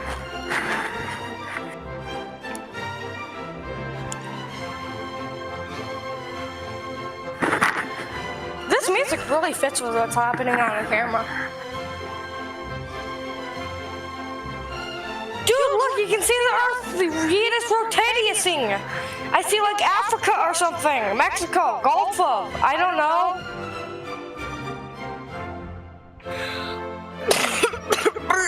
I'm hungry to help. I think I'm running out of jokes. I don't know what to say anymore. You don't have to make jokes.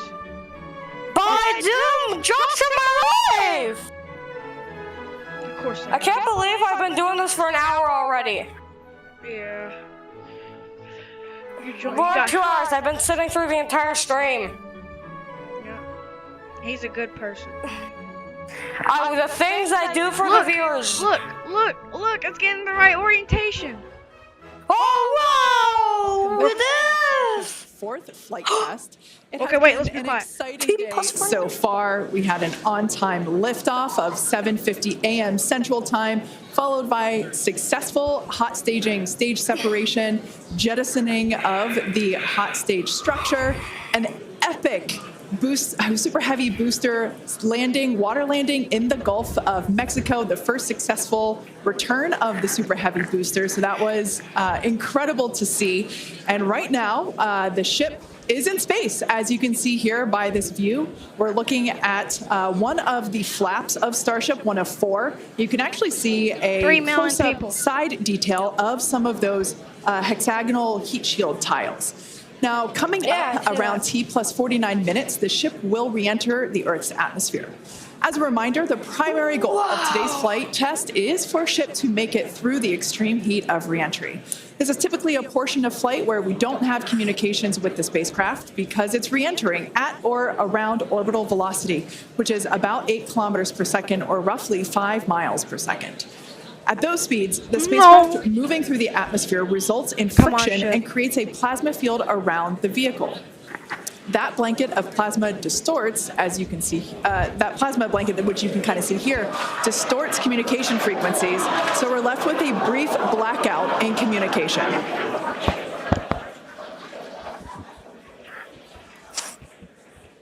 Can you translate everything Mr. Lady Gaga lady said into smooth brain language? I couldn't understand.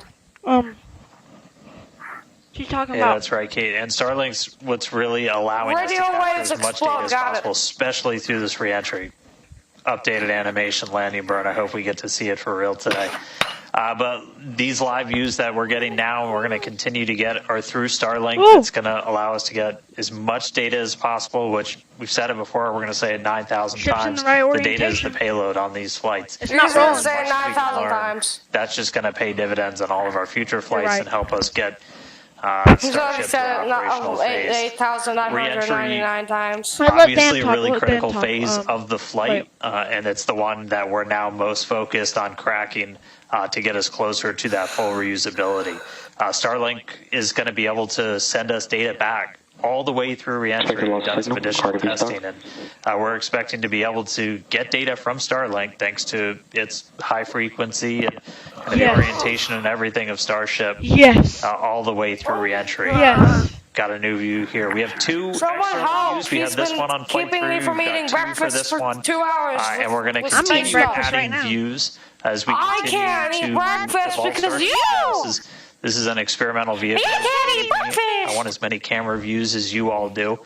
So huge shout out After to the he AVI and the software stops teams and everybody yapping that's till been we working get a with us. review, We're getting more cameras on replay Starship. of me going, Not just whatever. because it looks cool, but this provides an incredible insight into reentry, which is, historically a really tough window to look Starship is through. approaching entry The interface. physics of reentry are Approaching insanely entry intense. interface. One of my favorite NASA astronauts, Victor Glover, recently described it is with the forces and the flows and the temperatures, it's like pointing at a raging river in one spot and What the saying, forces tell of, me like, exactly of the what's diarrhea happening coming right out of my rear end after Taco And, Bell. that's I what declare ship you is should shut up. experiencing as it goes Okay, wait, through. let's take this seriously. Moving through the atmosphere. This could blow up. This at, could I blow see up. space debris. 5 miles a second and heating up to thousands of degrees. So The flaps just moving. having visual representation, just That's being able to good. see what's happening is see incredibly clouds. valuable. And the so these vehicle's in a views are good- going to be it's through straight. Starlink. We've got this one. This is one Yeah. of the forward flaps looking back. So if you see it rotating around, that's because, again, it's embedded in one of those forward flaps. So as we get through and we start to build up density in the atmosphere, it looks like it got those- deleted, like in Gmod. Yeah, the one of the people at this view is gonna SpaceX move around accidentally as the pressed flap Z and they does. had to press Y. And then the other one we had Okay, a for little bit real, earlier for is real. looking at one of the other forward flaps on the other side. Eventually, we're going gonna to see- keep adding more cameras I'm to scared about this Starship, part. This get is a the couple most of different important part views of from the the mission. I'm outside of scared all about the this different part. areas. Tip, if somebody pressed And Z's then also too many times, eventually the to be Earth able to might see disappear. payloads once they're deployed. So a lot more exciting stuff coming up in the future. But Here it comes. right now we're getting closer Oh my to God! re-entry. Oh my We're God, gonna be see the moving plasma! hypersonic Oh my speeds God! Plasma 5 blanket! times the speed of sound. We're Oh gonna my see goodness, that blanket's plasma probably start to warmer than my build. blanket So, at night. hey, Jesse, excitement coming up. Yeah, as you can see with that view on your screen, again, high def brought to us by Starlink. We can see the plasma begin Starship trajectory is now Starship is coming atmosphere. Now, let's talk a little bit about how Starship will. Can I look up in real life and I'll see a giant tube flying towards me? We've been talking about this entire Am I about to test. die? There's 18,000 hexagonal ceramic tiles surrounding the bottom portion of the Earth-facing side of the ship. Comms altitude, good altitude for entry.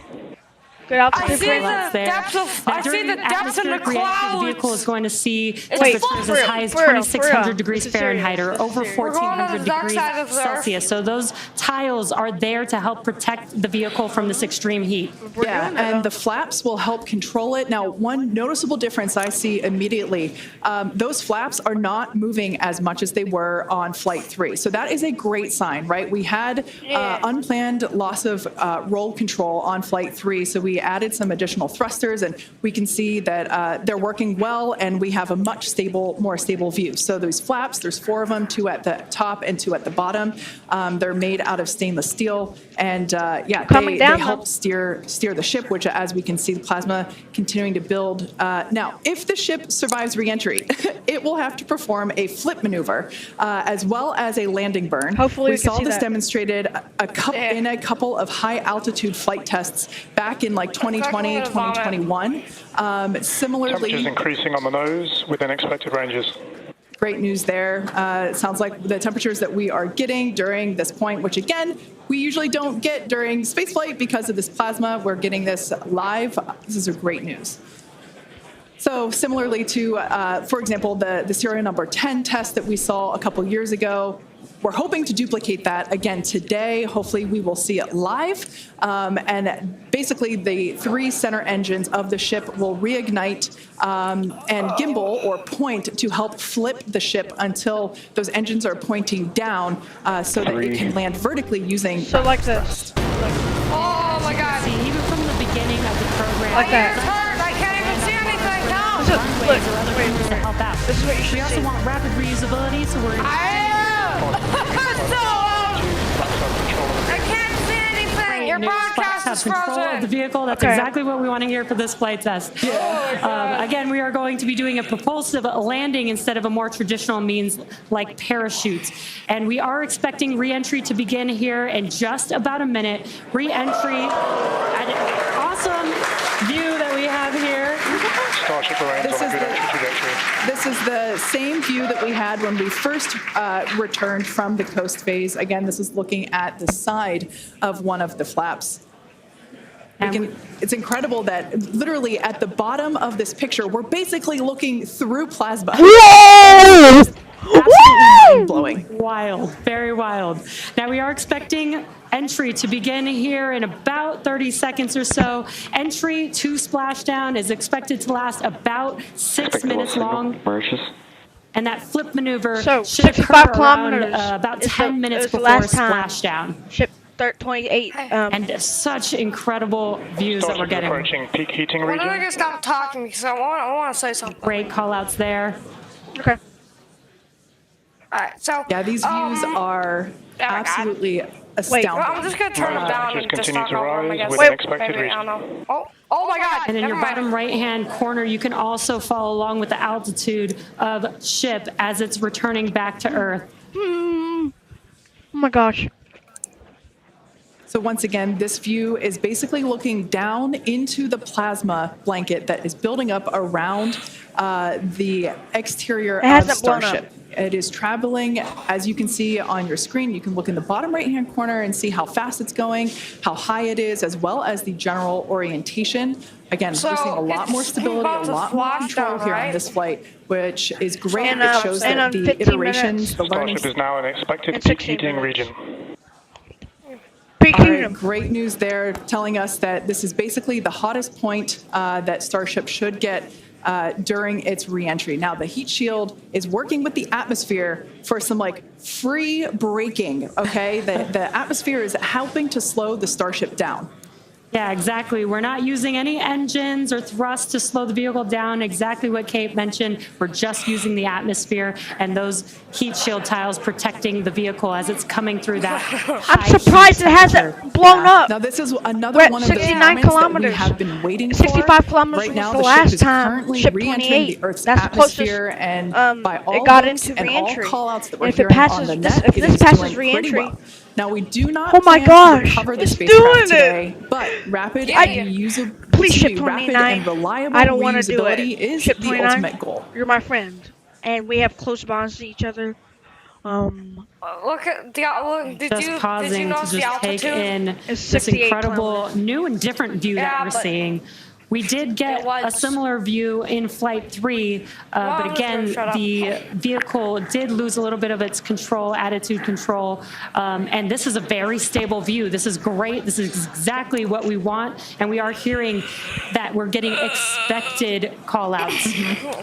Absolutely. Starship is seeing half a G of acceleration, remains on a good entry trajectory. You know, it's incredible to look at this photo and wonder, wait, is it real? Is it frozen?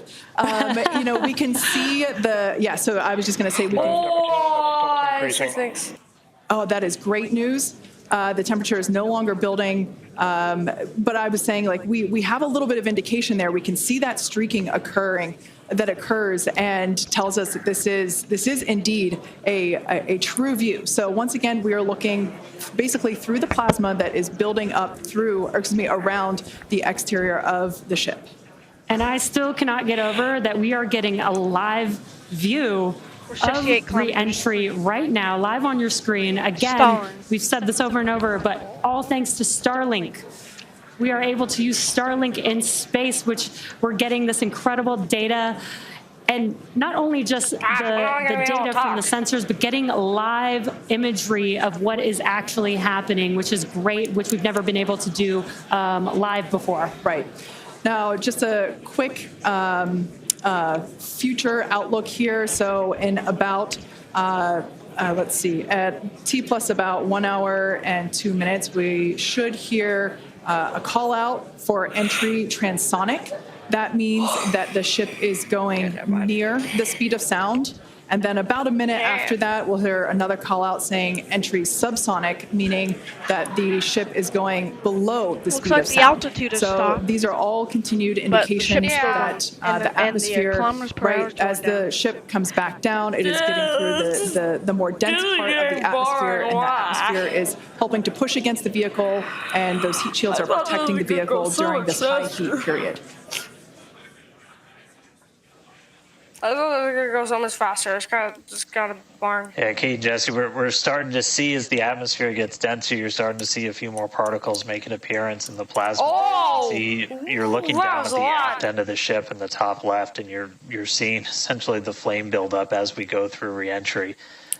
You've been hearing the call-outs. They're tracking things like temperatures in the nose cone, and those were right where we modeled them to be, which is really cool to see and to see in real time. 67. But we're coming up. We're at about 67 kilometers in altitude. Our last signal with the ship on Flight 3 was at 65, so we should be making it past that point shortly.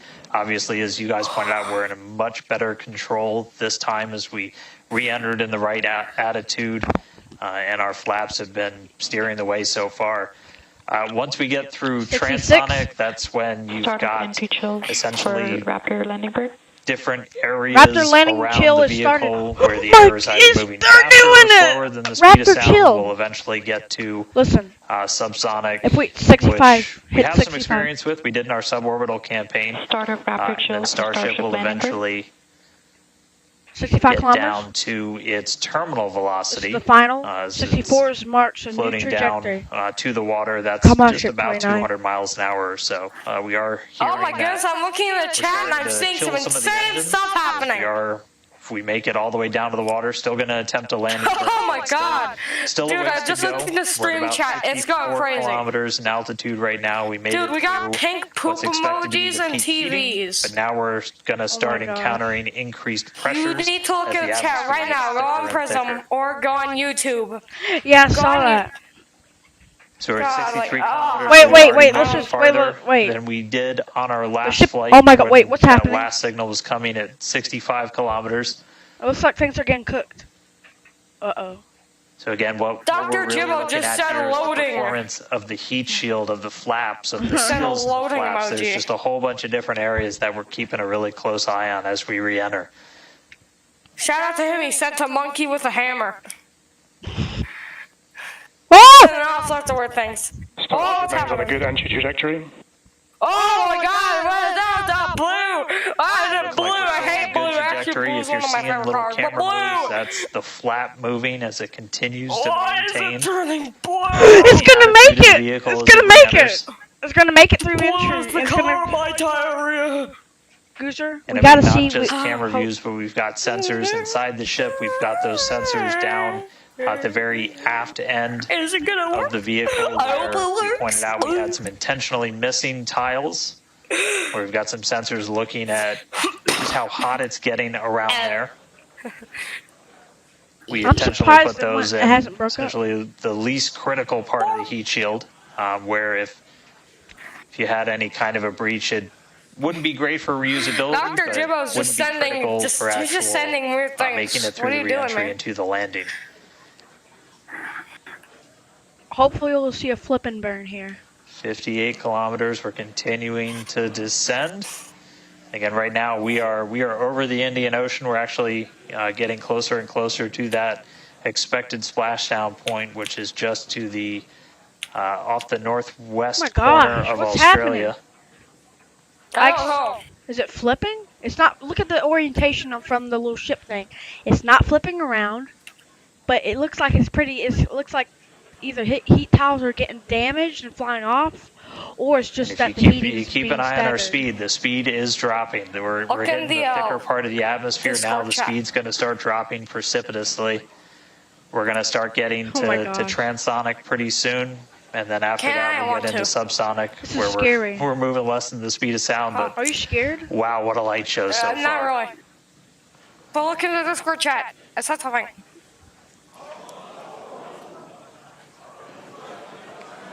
Oh, it is. No, my bad. External temperatures are starting to come down. Again, Am I able to? this camera view is looking right at one of the forward flaps. It's just one black. Yes. Subscribe We're, and like we're for more strategically space putting related some content. cameras More around the Starship. vehicle to just look at Okay, wait. Yeah. Let's the focus on different this. I don't areas. care about Okay, subscribers. I gotta focus on it. Oh, Looks like we've people got are the flap starting to come apart a little. people are screaming. Whoa, no. That doesn't look good. I feel like this is gonna break up. Gooser, we can pray to see God, pray. pieces Please of the pray. vehicle flying praying. off. What a show. Oh, It's been like watching Interstellar. I was praying. This is wild. I feel like I'm flying to into see a black hole right now. I'm the ship is ascending. still coming down. Oh, broke the flap. Incredible to see. Oh, Oh no, it's Keep your eye on the chunky. altitude in the bottom right-hand corner. We're at 54 oh kilometers. no, I think I might have to do Chunky, it. oh Now, ultimately, the camera's there. The payload today. Oh my God. The The flaps broke. You know, our teams are sitting, reviewing this data, learning where the hot spots are. As you can see, there's an obvious hot spot there with the flap, and learning how we flap can is improve this design. disintegrating. The goal was to get as far through this high heat re-entry as possible. Ideally, Oh we'd my love to make gosh, it all the way it's down destroying and the perform flap. that You have to landing do line it. and flip You have to do maneuver. the thing, don't But we you? may not get that No, far today. it's not. It's We will not. see. It's not. If it blows up. Again, this is a test, and we are gathering as much data as possible, visual data as well, which we can see here. we Please, are if getting you a lot if of you did the debris thing, it would covering be the great camera for on your screen, but we content. can Think still about see it. some of those. And plus, you would be I'll doing do the it. history books for The beating. ship is making I'll do its way it. back down to Earth. Yay! Ship now Either at way. 50 kilometers and All right, closing. that's good. I'll be there. The good news is we still got, looks like that camera lens just cracked. Oh, okay, yeah. Safe to say, ship's getting a little beat up, but that's to be expected on a test flight. We are What still about the other learning flap camera? how to improve the ship for Yeah. total Switch survival it, and SpaceX, recovery of the high heat yeah. re-entry. I'm honestly impressed that we're still getting this live view despite how much But I hit debris 1 is hour. coming Oh, off I of this see it flap right cracking now. more. Heat The fact that tiles we've are got hitting it is good news. Oh. And Wait, look at the telemetry. I Look at the may have telemetry. jinxed it. It's not dead yet. It's not dead apologize. yet. It's not dead yet. Look at the telemetry. We are still going, and the team's here.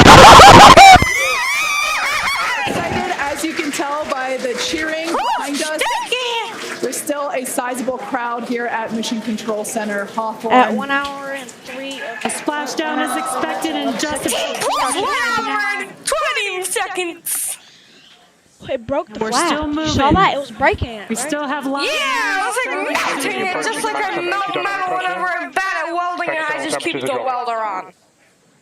I can't hear what they're saying. Okay, good news. Those external pressures are dropping. The question is, how much of the ship is left? We can't really tell. We can still see some of that particulate coming off. And unfortunately, we do have a cracked camera lens. But for any photographers out there and videographers, we know that's part of the gig sometimes. Right? Yeah, and you can see that the speed It's is a flap rapidly song? slowing down. That's actually really great news for us. We want the vehicle to be slowing down before it splashes down into the ocean. That is not That'll a help number. set us up for that flip maneuver, engines first down If we into get to the see water. the flip maneuver, Exactly. with So the we crap have camera, seen I'm this gonna flip laugh. maneuver demonstrated But- on previous high altitude flight tests like serial number 8. Oh, more views. I see the stars. I should No, say it's just more part light of the coming flap through exploding. the view that we have through that cracked and dirty lens there. But This yeah, camera's so we're pointing at the hoping flap. It's that this pointing flip towards the maneuver earth, but that not we up. can pull it off as soon as we get those Look at views the- back. look at the if we can't telemetry. get them, It's at if the 39 ship is kilometers. still around, It's we will good. bring it Vehicle back has to you. passed maximum dynamic pressure. That is great news. Maximum dynamic pressure being the moment in which the vehicle experiences the greatest amount of aerodynamic pressure. Speed still dropping. We're now at 37 kilometers above the ocean. This is scary. Just like Flight 3, we are targeting a splashdown in the water in the Indian Ocean. Acquisition. We don't have a live view right now, but because we're still getting data and telemetry, that does telemetry's tell us still that going. ship is still doing okay. I'm at not least. screaming no more. I just can't no more. I'm just. You're not streaming? There we got that live view back. Wait. Oh, it's so blurry. To see that view. How are they? Despite not being able to see very much. The fact that it's there tells us the ship is still alive. Yes, and Yeah. data. Continuing to collect data as we get closer User, and I'm glad closer you were to here to Earth. witness here, sir. Yes, now 30 The flap's kilometers, probably now broken. 29 above the there's some Indian fault. Starship is at 30 kilometers altitude, Mach 2. Mach 2. Sounds Okay, like Guzer, vehicles we need to get traveling, serious here. as We don't just need to make heard, no jokes. This is like Mach 2, which is this is history right here. Like history. Oh my goodness, I looked in the chat. Might What There's chat? like heart I emojis, thought the maybe it YouTube might clear chat. up. It There's is a like little purple bit, people, there's trophies, there's now at explosions. T+1 hour, There's fire. 3 minutes and 13 That's seconds. There's more monkeys with into hammers. Starship Flight 4. Guys, it didn't work. We that didn't get any more the ship subscribers. can hang You gotta on, like and subscribe. probably- More space to like. Wait, the ship! Hanging on Look, by the a ship's couple of going bolts down. and threads. The ship's transonic. Oh, is the ship supposed to be going downward like that? We're about to go Yeah, the under ship is 1,000 transonic, kilometers though. per hour. 19 kilometers. Yeah. Starship is at 20 kilometers altitude. Now keep Ship in is mind that transonic. even though we can't see anything, the data, Come on, the data show the itself is external what camera. we really, Also, the flaps Starship there. is subsonic. subsonic, they're telling us it's traveling below the speed of sound. We're not getting ready for the landing though. Movement means the flaps are Whoa! actuating. I think we can see something. I can see clouds. This is a nail biter. But we are, unfortunately, we can't I'm see biting my through nails. the lens, Cruiser, but I'm we're still scared. getting the feed. So the landing flip is Starship at is now 1 hour, 5 11 minutes, kilometers 46 over the seconds. ocean. 5 minutes, All this 46 data seconds. is incredibly We're about 1 important. minute Even away. if, it But breaks we up might right not now. be. We might be doing it right now. Okay, we can see that flap actuating through the glass. Oh, I think this is running clip because look, it's horizontal now. Starship is passing through 10 kilometers altitude. Okay, the next milestone will be Run. initiation of the flip maneuver and Look, landing burn. it's broke. It's broke. It's broke. Oh, I see it. Bottom I'm right glad you were corner here of to your witness screen history. for those You 3 can see center it now. engines to relight. You can actually They see will it now. gimbal It or, recovered. How in the world did the camera recover? How is this lift happening? itself back up The vertical flap hit the and camera. hopefully lands It's in a broke. vertical position. The flaps broke. And the crowd is very excited to get this view of that flap still Starship is maneuvering. passing through 5 kilometers altitude. Landing burn is in 10 seconds. Hopefully we get the flap, is other incredible. flap camera view. Flip maneuver Getting very is close to under splashdown. 1 These fireflies are such a good sign of life right now. We wish we could see more, but we'll take it. Starship is at 2 kilometers altitude. Look at the flip maneuver. Starship landing burn, start up. Start up the Starship. Flip maneuver. All right, good news there. Oh, it did it! Oh my gosh, 2 engines running. I'm going Landing bird startup. landing burn, start up. Flaps are clean. Oh my god! Oh my god! Starship is in landing burn. Landing burn shipping. Flap. It broke the flap. Oh, clap! The landing bird shutdown was commanded. Oh no! No! There's the crowd! Starship landing confirmed. Yeah! It's still traveling at 9 kilometers an hour even though it's landed. Wow. I mean, it was a little bit of use your imagination as you were going down with what we could actually see, but we were able to hear the ship did its landing burn. It sounded Starship like we landing might burn have got shutdown. 2 engines. And there's the final call for landing burn shutdown, but we'll go back through all the data, but we did get confirmation that a landing burn took place. Starship made it through re-entry and did its first ever landing burn. From South Texas to the other side of the earth, Starship is in the I got a water. flex. What a day. What a day, guys. Yeah. That was absolutely incredible. We we got views pretty much the whole way down.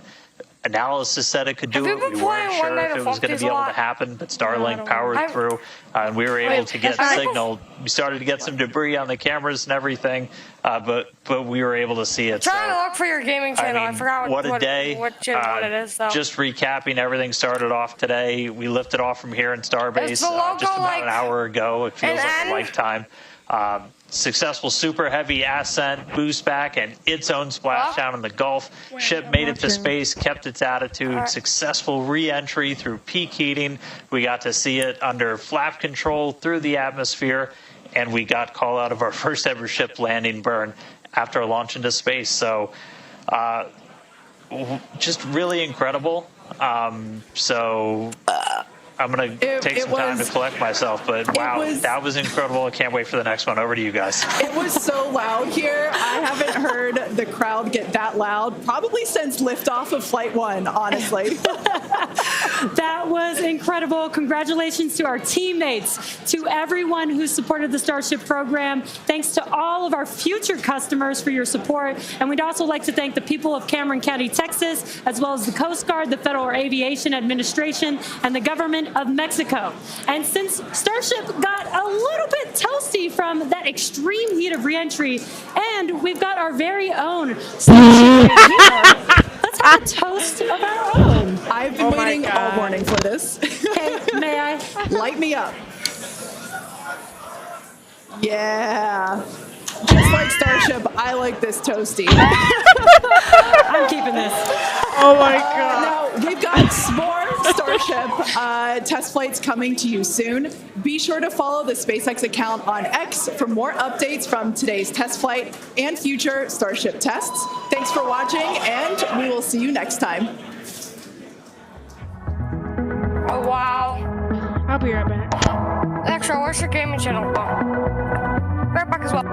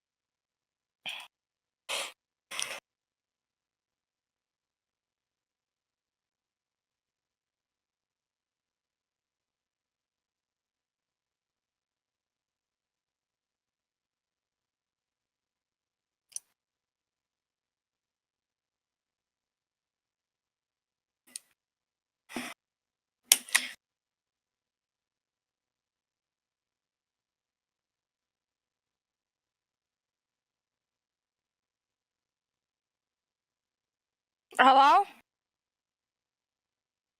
Are you still AFK? I actually didn't check. You may be.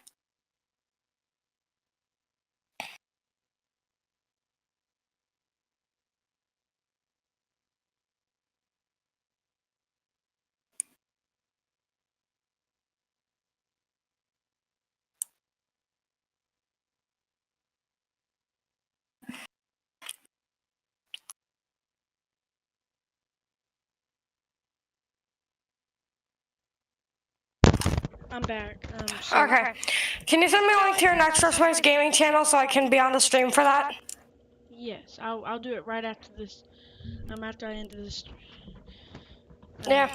Next. Also, we'll probably go into a DM's call so that we can talk. Anyways, though, shall I do the outro for you? Can we do Or like a no? little, like a 10-minute post party or something to analyze everything that happened? I don't know. I'm kind of getting bored of space. That is you. I did find the right channel. Yeah. But All 6 engines on the ship, can't powered believe it that. all the way into off. I can't believe it broke the flap off. Free braking, okay? So again, what we're really looking at here is the performance of the heat shield, of the flaps, of the seals in the flaps. There's just a whole bunch of different areas that we're keeping a really close eye on as we re-enter. Wow, this looks so cool. Oh, that's where it started to explode. Starship remains on a good entry trajectory. Awesome. And looking like we're still on a good trajectory. If you're seeing little camera aerodynamic pressure. ascent, boost back, and that was absolutely. Hey, look at the end of the stream though. I saw something else funny. What? I'm keeping this. What, back? We're roasting a marshmallow. Yeah, I know that. That's funny. Now, we've got why they're more doing Starship test flights coming to you soon. Be sure to follow the SpaceX I think it's a account celebration. for more Roasting a updates marshmallow. from today.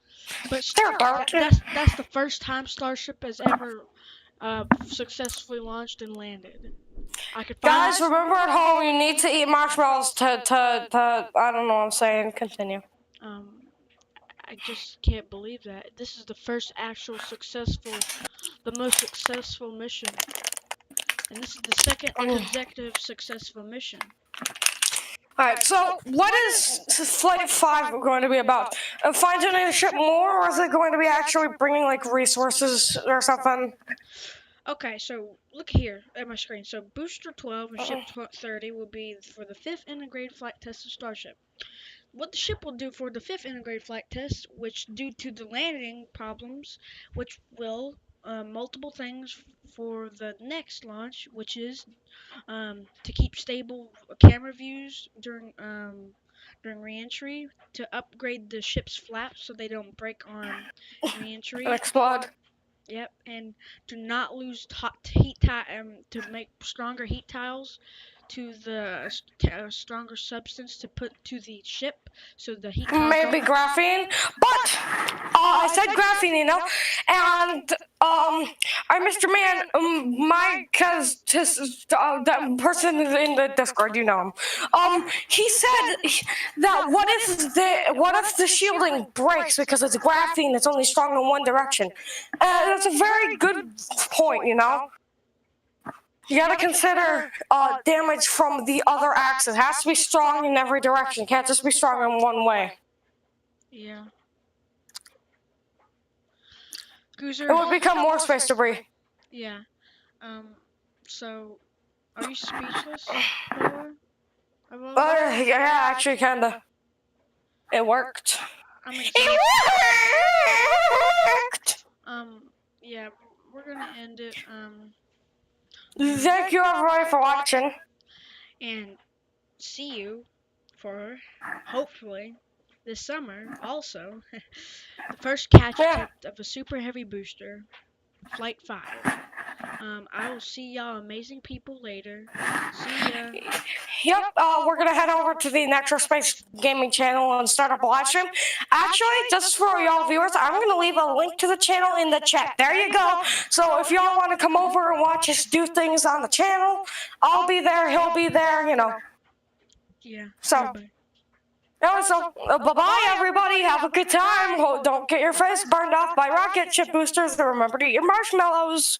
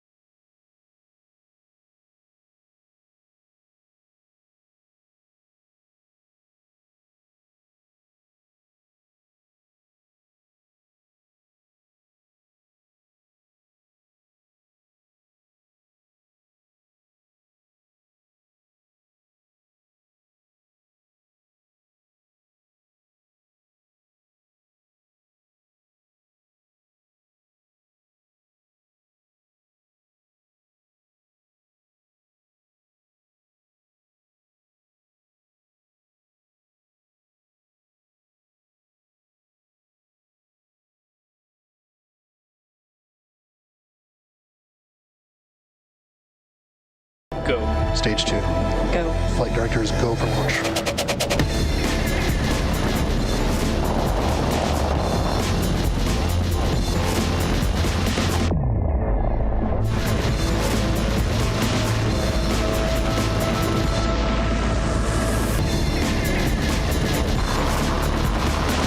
We have liftoff.